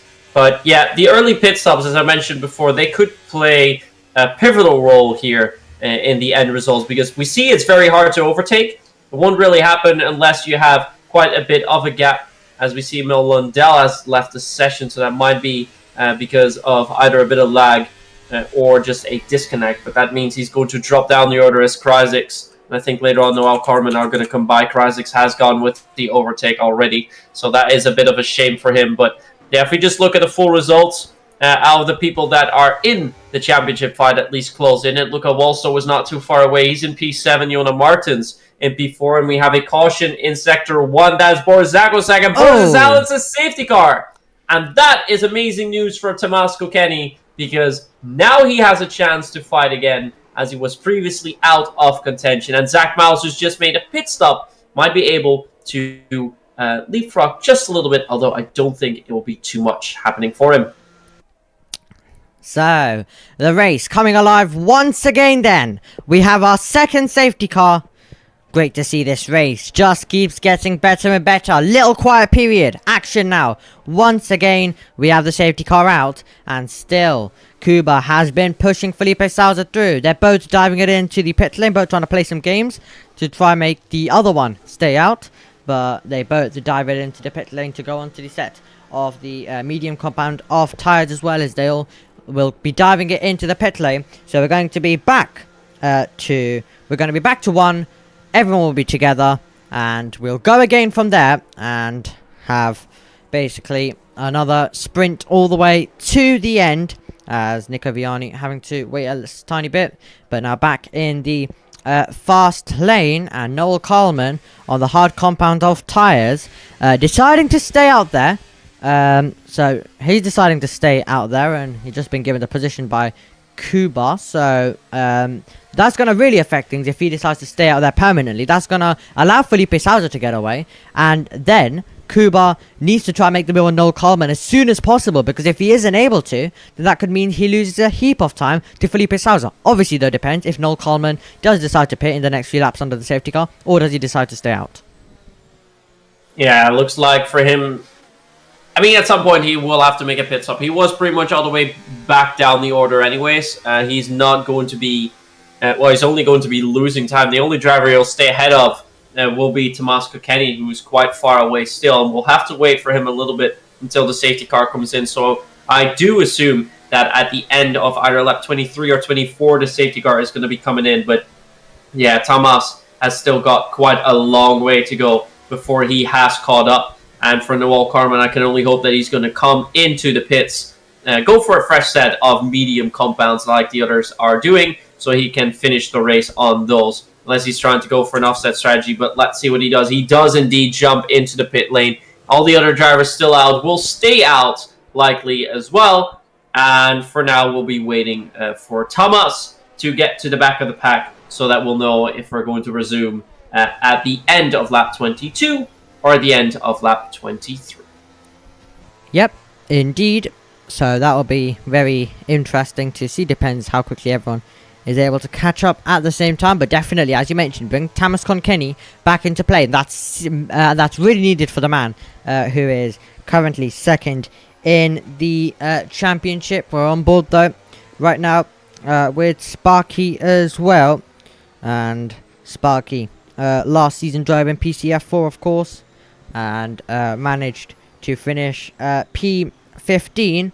And currently in this season, he's currently runs in 11th, and he scored points in Belgium. Didn't score points though in the opening round in Australia. He finished 17th then, so he'll be looking to get some points here. He's currently inside the points. He's currently in 5th position, so that's good for him. But let's see if he can gain a few more by jumping up a few more positions from one of our former championship leaders as well, Yona Martins, of course, who won the opening race, then also was the championship leader at the time, but then lost it due to the retirement last time out. So Sparky will try and make the move on Yona Martins. Yona Martins will try and get past Jane Tripkoff as well. And Jane Tripkoff currently sitting in 3rd right now in the race, in the standings, in 12th. And he wasn't able to score points. Poor showing in the first round. In the second round, it was only 2 points he was able to pick up with. So he'll be hoping that he can stay in the position he is right now, 3rd, or even go even higher and try pick up some extra points, because every single round, every single point you can gain is going to be crucial when we get to the business end of the season and when we end the season at Austin, Texas. So still, all of the races go by very quickly. It might seem like we've got a long calendar, but they all go by very quickly. They all come thick and fast, so you have to be on your A game in every single one of them, or you could find yourself losing positions by a couple of points. That's how close the championships usually can be.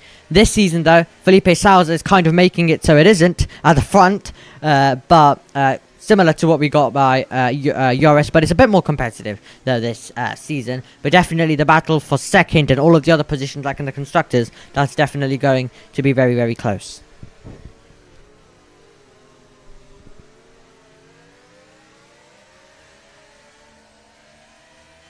And that will indeed be quite something. Now, in the meantime, Tomas Kokeni has been able to close the gap towards the back of the safety car, which is good news, which means that the safety car is going to come in at the end of this lap, and we will have 15 more laps of this Monaco Grand Prix. In the meantime, in the chat, people, let us know who you think is going to win this night race around Monaco, round 3 of PSGL PCF4 safety car in this lap indeed. Do you think it's going to be Felipe Sousa, Kuba Treziak, Jane Tripkoff, Yona Martins, Sparky, or someone else further down the order? We're going to find out in the next round, about 20-25 minutes. But first, we're going to see when Felipe is going to power it down. He did this before at the end of Raskas. Let's see if he does the same thing again. And it looks like he is indeed going to launch himself now through Anthony Noj. And here we go. Race has resumed. Lap 25. Your leader, Felipe Sousa, and followed closely by Kuba Treziak. So let's see if Kuba can now try and make a move and stick close. The gaps seem closer this time around compared to the last restart. And Keanu Lutard especially looking a bit close to Tyus Korsman. Can he try and make a move? Nope, he sits behind. Would have been a risky move to make as well, as we go down to the low hairpin right now. And they all continue to push on. Alan getting super close to the back of Nardi Perez, but seems like a pretty clean restart by the field. Yeah, it looks like a pretty clean restart indeed. And if we look at the gaps, Alan Benasek is getting fairly close to Nardi Perez. And the gap just about 4/10 for the time being as he heads left through Tabak. That was a really good corner by Alan Benasek, keeping it close through Louis Shiro and also to through Piscine, which is the swimming pool section, of course. But into Raskas tries actually quite a bit of a different line compared to Nardi Perez's. Felipe Sousa set the fastest lap time at 1:10.4. But look at Alan go. He definitely has some overspeed compared to Nardi Perez, but he will need to find an overtaking opportunity. Where can he come by? And I think when we come closer to Mirabeau, which is turn 5, he might be able to go for a late lunge if Nardi Perez struggles a little bit on the exit there. Doesn't struggle too much. So not really a move for Alan just yet. But you can definitely expect Alan to make a move in not too long from now as he just taps the back of Nardi Perez's Williams through the Grand Hotel hairpin. So he's getting really close to a point where he's pushing him all the way through there as well. So he is really wanting to get on with it, but waiting for a realistic opportunity. He knows there's going to be opportunities throughout this race, so you don't want to lose the opportunity of possibly battling for some points. If he can get this move done, he's going to move up to 11th position. But Nardi Perez keeping his firm right now and keeping 11th place as well. Felipe Sousa and Kuba and also Jane Tripkov all running pretty close to each other, and have to say Kuba doing pretty well right now to stick with Felipe Sousa, so that's definitely not over at all, and we're going to have a battle going on for P4. Yona Martins once again dropping a tiny bit back as well, and Alan dropping a tiny bit back after being very close to the back of Nardi Perez. Let's see if he's going to be able to recover a bit of that and get straight onto the back. We know he can be very late on the brakes, as we've seen so far, especially into the low hairpin, and gets very close to the back, but doesn't tap it this time around. We're on lap number 27. We're heading into the final stages of this race then, and about to go to lap number 30.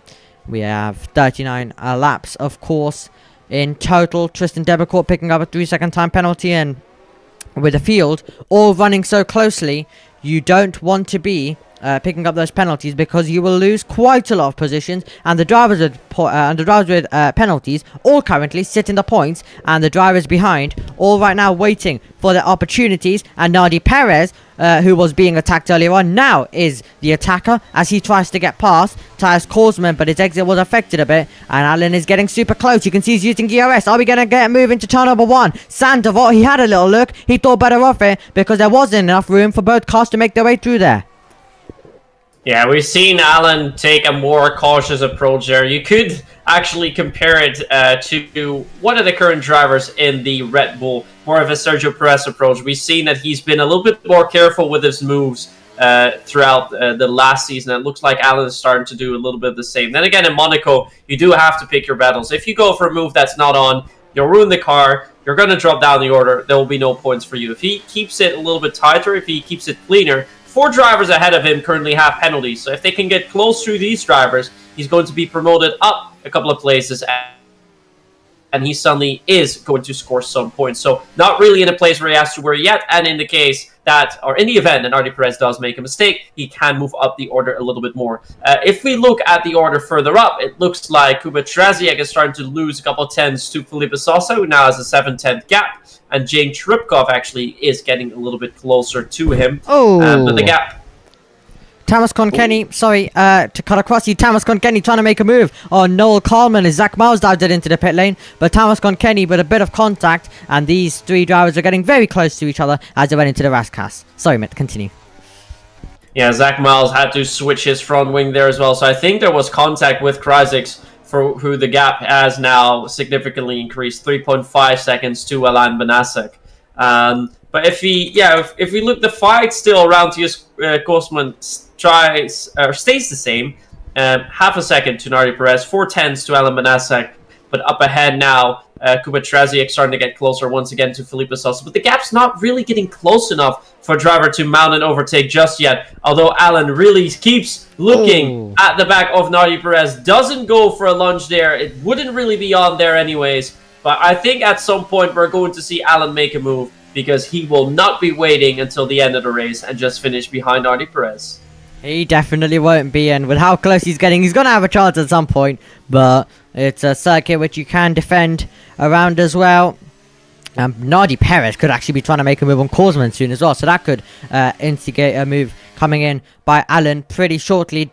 They've both got DRS, so Korsman is going to be under a tiny bit of pressure. The DRS somewhat just keeps you in the game. Very short straight, of course. So definitely, when we look at the DRS, definitely the most, if we compare it on all circuits, definitely one of the more useless ones as well of the season. It can help a tiny bit, but it has the least effect of all races that we go to throughout this season as well. And look how close Nardi Perez is. So Nardi Perez, can he try and make a move on Tyus Korsman? The Williams driver getting onto the back of the Mercedes. And can Tyus Korsman defend this? Nardi Perez out of the slipstream to the inside. And they've made contact and Korsman has to cut the corner. And this is exactly what I was talking about. Nardi Perez tries to make a move on Korsman. It doesn't pay off. Alan says thank you very much. Easy pass. It's 11th position for Alan Banasak. Yeah, and this is good news for Alan. So he's being patient here. Knows it's very hard to go for the overtake. Nardi Perez did not have as much patience as he did.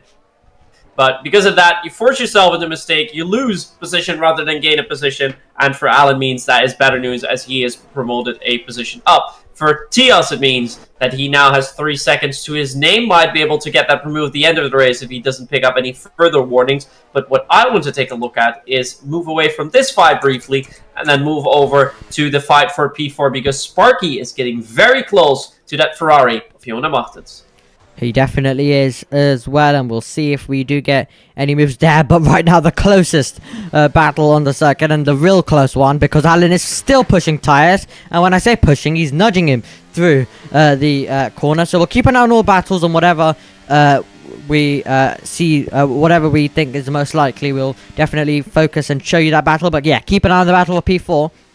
Sparky versus Tyus, Sparky versus Fiona Martins, I should say. It's Tyus Korsman who's battling with Alan. There we go. Got there in the end of that one. Lap 31 out of 39. The top 3 still also running in formation right now as they all do battle over the lead. Bit wide for Korsman. Allows Alan Banasak to get a bit close. And let's see. With a bit of... there we go. That's going to be a move by Keanu Lita getting past Nico Viani. So Nico Viani has been passed there down the straight. So it was probably a bit of a moment by Nico Viani, which is why he's been passed. Here we go with Alan trying to make a move. A brave driver so far, but now he's got a bit aggressive. Now he's made the move, thrown one to the inside. Korsman hits the wall slightly, and Alan Banasak makes his way up to 10th position.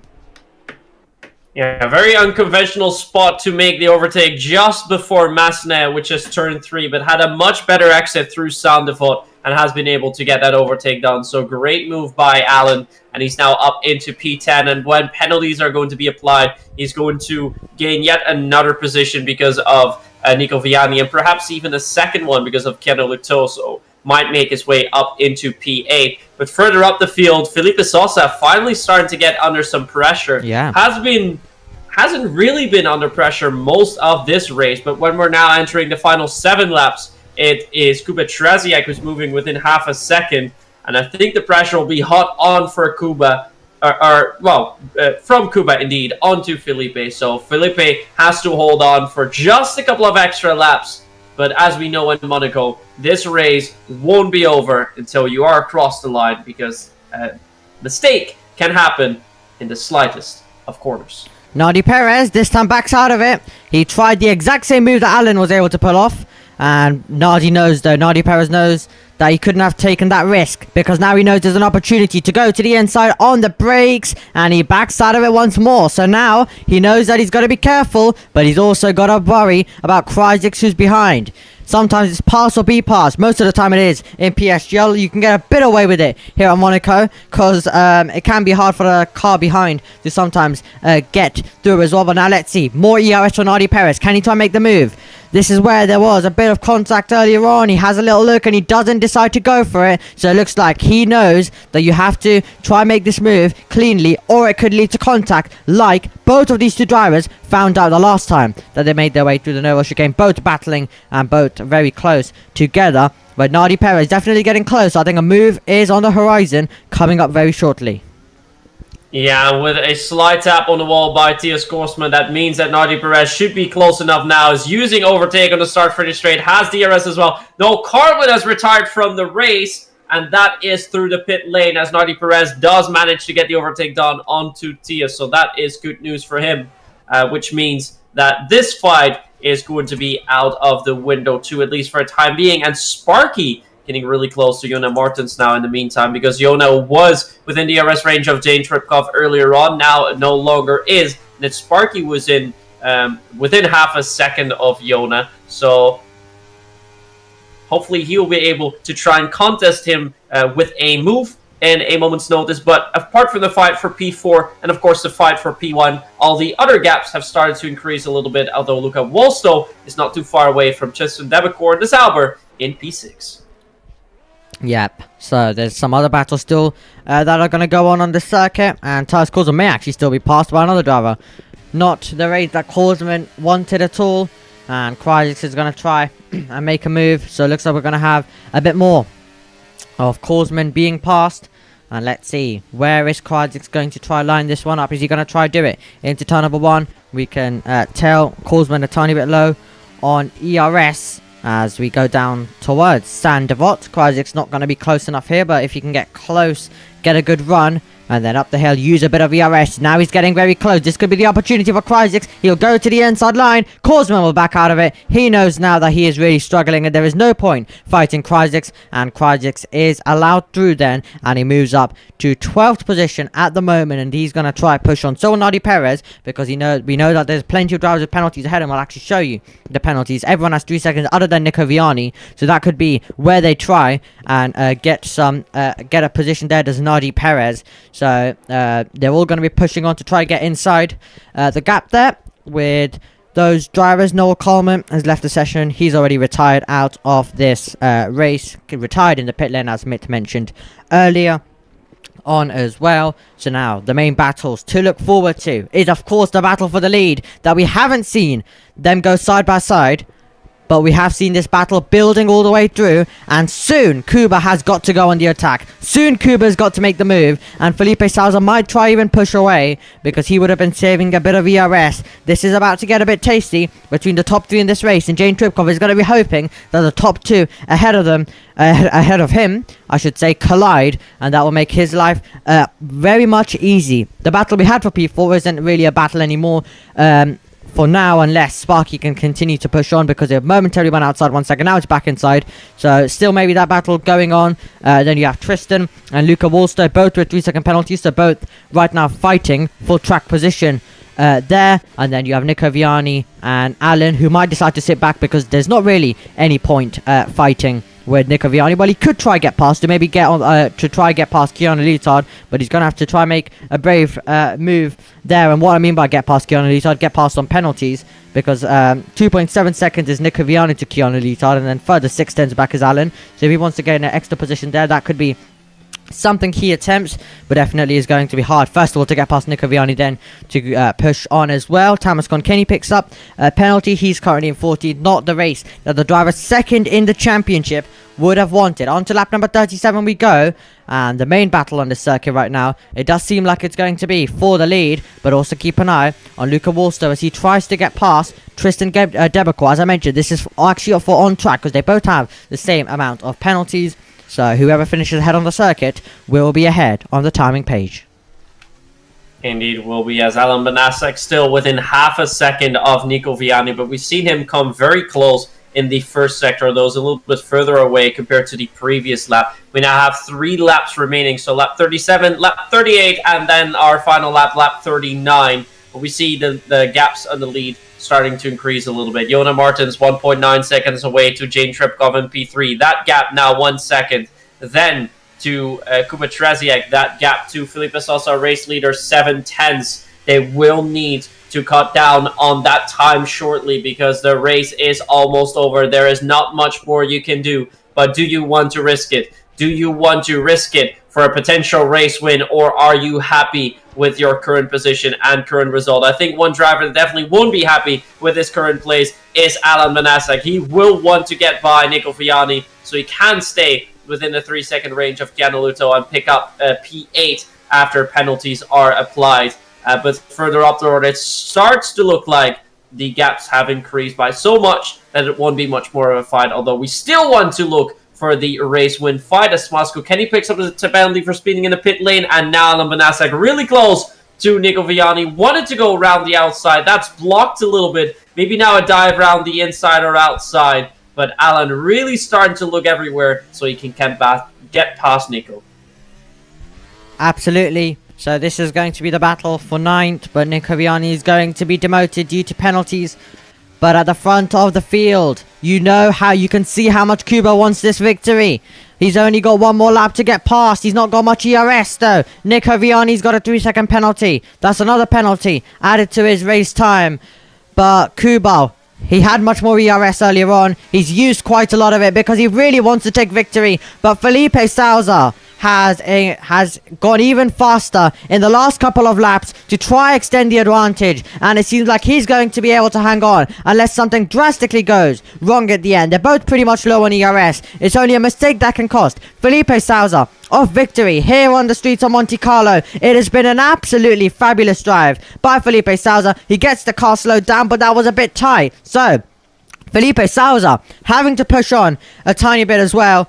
But this has been absolutely fantastic. Kuba pushing Felipe Sousa to the limits, and it's been great to see all of these drivers push each other through, and we could still have the battle for P4 that goes on between Yona Martins and Sparky as well. Into the braking zone we go. You're going to go all in if you're Kuba, but at the same time you don't want to get a penalty and lose second position as well. And it seems like Felipe Sousa is going to be home. Luca Wolster gets past Tristan Debecourt, but it's going to be Felipe Sousa who will make his way through. Tristan Debecourt has lost quite a lot of positions. Felipe Sousa is going to make his way through the Rascas. He has been pushed all the way by Kuba, but he has holding him off all the way through. It has been a domination by Felipe Sousa, who takes victory once again. Felipe Sousa takes victory here at Monaco, and he beat home Kuba, who did all he can, but he's going to have to settle for second.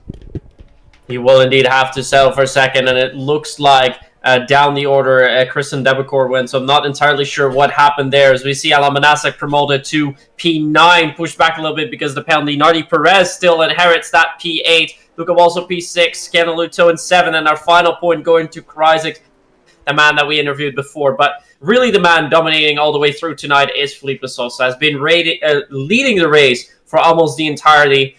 In the wet, dominating by far, was quite far ahead of the rest of the pack. Now in the race, we did see Kuba Traziak stay within DRS range, but really not even a single opportunity to try and get past Felipe. And within 52 minutes and 30 seconds, we are done with this night race in Monaco. Quite eventful, not too many retirees, but the man, the championship leader, is going to extend his lead even further with the second win of the season in race number 3.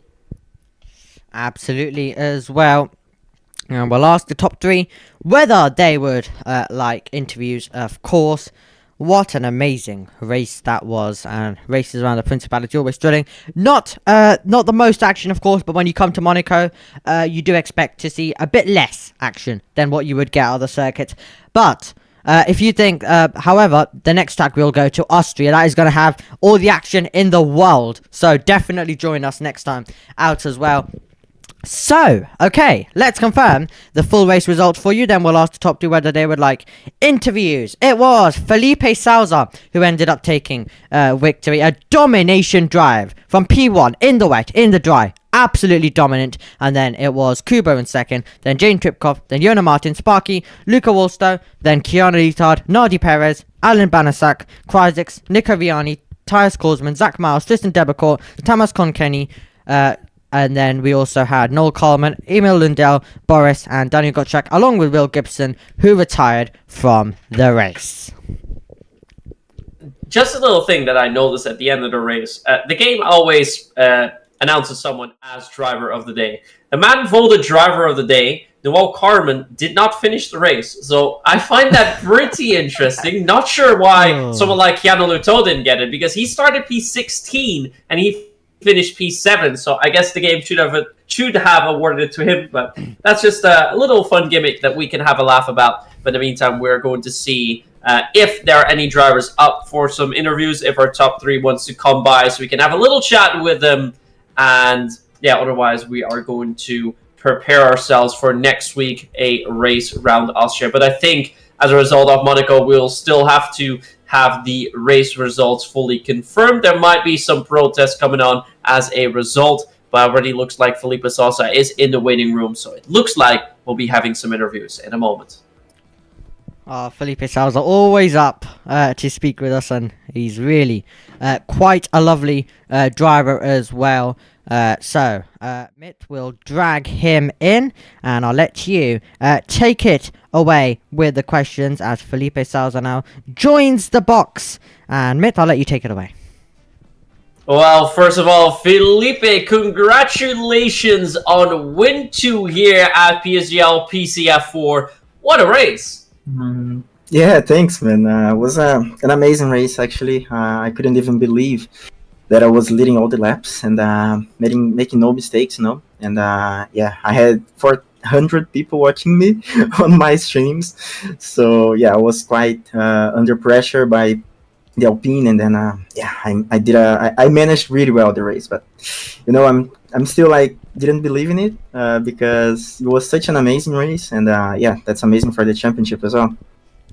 Yeah, you're definitely going to extend your championship lead into numbers greater than just one race. So you'll have a gap of more than 16 points. Not entirely sure who's going to be second in the standings now, because the man who was second, Tommaso Kenny, went scoreless tonight. And yeah, as you mentioned, a lot of people watching your stream, also a couple of people here in the chat giving you some support. So that is lovely to see. But I first want to take you back to qualifying, because in qualifying, run 1 and 2 were quite good. But then in round 3, you produced something quite magical. How was that final lap? Yeah, it was amazing. Like, I was in the same thinking of Max Verstappen, because he said in qualifying in Monaco that like the first or 2 laps you just need to set a lap, you know, just to don't be last.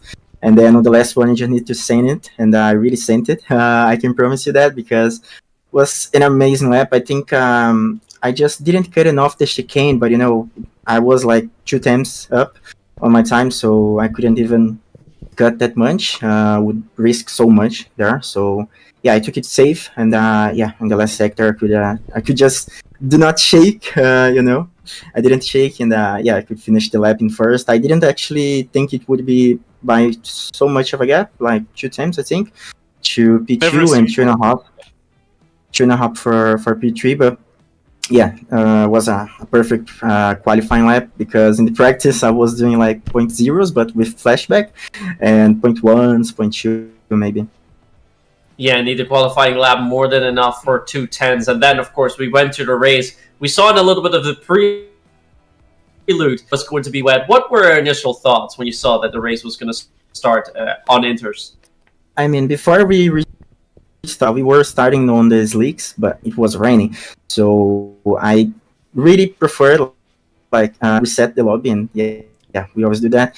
So we reset, and then we went to Inter's right, and then we had the Inter tire for the start of the race, and then we have a safety car. I think a virtual safety car on lap 9. And yeah, I couldn't manage the lead because I think the McLaren broke his wing, and the Alpine maybe just after that. So I was like 7 seconds ahead. And yeah, with the virtual safety car, I didn't know if I would pit or not, because if I pitted, I would come back in the middle of the guys, and yeah, it wouldn't be very good for me. And then in the end, I stayed out. I think it was a big gap, so yeah, I was fine from undercutting, etc. But yeah, I think I took the right decision to the track strike. Yeah, especially on the Inters, you were, well, by far the quickest man on the field. The man who was in P2, the McLaren of Sparky, was letting you go quite a bit. Sometimes you're gaining over a second a lap. So I think by lap 7, you indeed had a 7-second lead. But then after the safety car, of course, everything changed. And now it was an Alpine behind you. That was the Alpine of Trzeziak. And he's been following you closely for pretty much the remainder of the race. Did you feel the pressure from the Alpine? For sure, man. Like, Monaco is not easy alone, and imagine by having a car like 5 times behind you. So yeah, I was quite under pressure there. But I think I can manage that well. I'm a really calm person, and like really chill. Everyone knows that. And yeah, I couldn't manage it, but it was not easy, to be honest, because if I made a mistake, I think I hit the wall pretty light, like in lap 38, 37 maybe, in the push came. Yeah, and yeah, I almost broke my wing there, and there would have been a wing gone. So yeah, I managed it well, and yeah, and also need to congrats the Alpine. I don't know his name actually. It's Kuba. Yeah, it's Kuba. Yeah, just congrats to him, because he did an amazing race, and yeah, kept me under pressure all the race. All right, and then my final question for you. Of course, you'll be heading into round 4 as the championship leader with a P2, P1, and a provisional P1 to your name. Is there anything left that you want to say to the chat? Because you've got quite a few fans, not only in your Twitch chat, of course, but also here on YouTube at the PSGL stream. Yeah, just want to thank them, because without them I couldn't even do this. They motivate me a lot. Like, you just enter the set and say like, you're gonna be P1 today, and then yeah, that keeps me motivated to the end of the race. So yeah, thanks to them, and thanks to you guys as well for the stream. I'm gonna watch it now, and also GG's to the guys on the podium. I was so focused that I didn't even notice who they were, but I think the Alpine, obviously, GG's to him, and I don't know the other guy. I think the Mercedes maybe. It was Jane Tripkov who finished in P3. And he's also with us in the commentary box, so I'll be interviewing him momentarily. Yeah, congratulations, Felipe, on your win, mate. You and Kuba were kind of uncatchable. I don't want to repeat the Mika Hakkinen quote, but you know how you drove. Great job. Thanks, mate. GG's. Right, then we will quickly change the interview from our race winner, Felipe Sosa. Once again, congratulations to you. And we'll now go to the man on the third step of the podium, the Mercedes driver, Jane Tripkov. Jane, how was the race out there tonight? Yeah, I'm first of all, I'm glad to be here for the first time and hopefully not the last this season. It was honestly stressful. Both in the qualifying and in the race, because in the qualifying I had kind of a pressure to set a good banker. The second lap I did, which was a 0.3, wasn't a good banker, but it was sort of like, to calm me down. So it was unfortunate that I failed to drift all 4 laps I did in qualifying at the hairpin, so I could have done like at least 2 tenths better, but could have, should have, would have. It is what it is. And the race, I was scared, honestly. At first we thought with my teammate Tias it was gonna be full wet race. Thankfully our engineer told us it wasn't, and yeah, I had no practice in the wet, so I just tried to keep it on track, and I knew I had the pace to go after in the dry part of the race. And yeah, afterwards, to be fair, I was just trying to keep it on the podium. Unfortunately, I didn't push 100%, but yeah, I just needed this podium very much, and I'm happy I got it. Was indeed your first podium of the season. But if we go a little bit back, earlier on the race, you were a little bit further down the pack. But after the safety car sessions, you managed to go up the order and go into P3. What really made the key for you to move up the order a little bit more? To be fair, I don't think we lost that much of a time. Because there was a guy or two in front. I think Noel Caramon was in front of me after the first safety car. But he was, no, actually the second, sorry. But he was on older tires, so he was bound to pit anyway. But yeah, it was just down to my engineer Leonard basically making the right call at the perfect time. And we pitted for hearts. I saw Kuba and Felipe. I was paying my attention to them at the second safety car. So their decision was basically my decision, and I followed them into the pits, and it worked out well. So yeah, it was luck, it was skill, of course, it's Monaco, but I was just lucky to not get impeded like the last 2 races. And then the final question for you. Throughout the race and the safety car sessions, you've been followed fairly closely behind by the Ferrari of Jona Martins. Did you ever feel the pressure from him driving around? It didn't affect my driving, thankfully, but of course I felt the pressure because I was trying to... I know he's a fast driver, I honestly didn't know what to expect from him. And yeah, I tried to keep the gap above a second. I think after the first safety car, when we were on the hards, I didn't manage to stick in the DRS with Kuba and Felipe, so that was kind of a priority in the second part. And I managed to do that well, so I'm just, yeah, I'm happy to be here. All right, very good. Well, Omi, any closing words from you for Jane? Not at all, but well done on the podium, and hopefully we get to see you up there more again. Thank you. Hope I get to speak to you guys more. Thank you very much. Okay then. Well, Mitt, I think we had a fabulous race there, and next time out we'll quickly get up the calendar for you there as well. We've been to Australia, Belgium, and we've of course had Monaco today. Next time we head to Austria, and Austria is a circuit where you get a lot of action. Of course, you were commenting on F4, I was commenting on F5. F5 was lap after lap. We had lead changes, we had moves absolutely everywhere. Everyone was in a DRS train, and while the drivers may have got a bit bored and stuff, we definitely didn't, because there was just moves like every single second. If it wasn't a move for the lead, you got a move for third, for fifth, sixth, and there was moves like there wasn't a lap which there wasn't an overtake. So Austria is always thrilling, so I think that's going to be really action-packed. Yeah, and we had a pretty similar thing in PCF4, where the race-winning move was made in the second to last lap, heading into turn 3. But so much action throughout. The DRS really plays a pivotal role the race around Austria, and that is just so lovely to see. Very short track, very action-packed, just 10 corners, very short lap times as well. Some of the fastest lap times that we will see all season, and not only will qualifying be thrilling, the race is going to be good, and we're going to be glued to our seats until we cross the start-finish line, because we saw, if I remember correctly, a move being made even in the last corner of the last race, which was for podium places. So let's hope the race this season is going to be as exciting as it was last time around.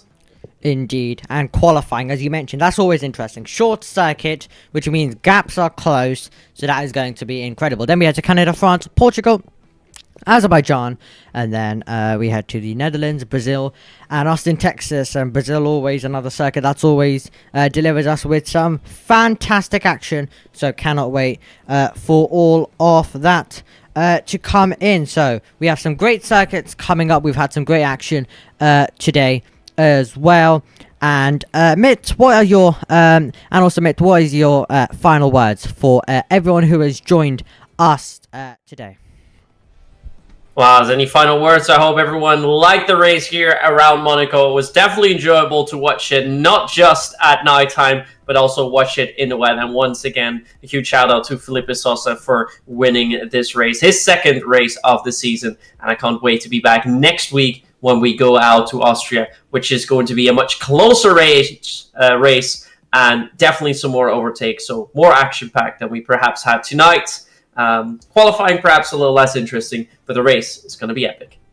The race is going to be epic indeed, so cannot wait for that to get underway. I've just seen also at the bottom of the screen that we've hit 2 hours live as well, so that is great to see. We've been live for a very, very long time, but that is the end then of everything here from Monaco. It's been an incredible race at Monaco, and the Principality has delivered. Next time out though, we will make our way to the Styrian Mountains at the Red Bull Ring at such a short circuit. 3 DRS zones. We're going to be in for an interesting qualifying. Make sure you join us for the highlights first of all at 6:45 from this race, and then also we'll get into the hot laps and qualifying. Hopefully the hot laps work for this lap, and then we'll get into the qualifying and of course everything as follows as well. So my name in the commentary box for this race has been Omi. Big thanks to Mitt for joining me, and we will see you next week at Austria when PSGL F4 returns. Goodbye.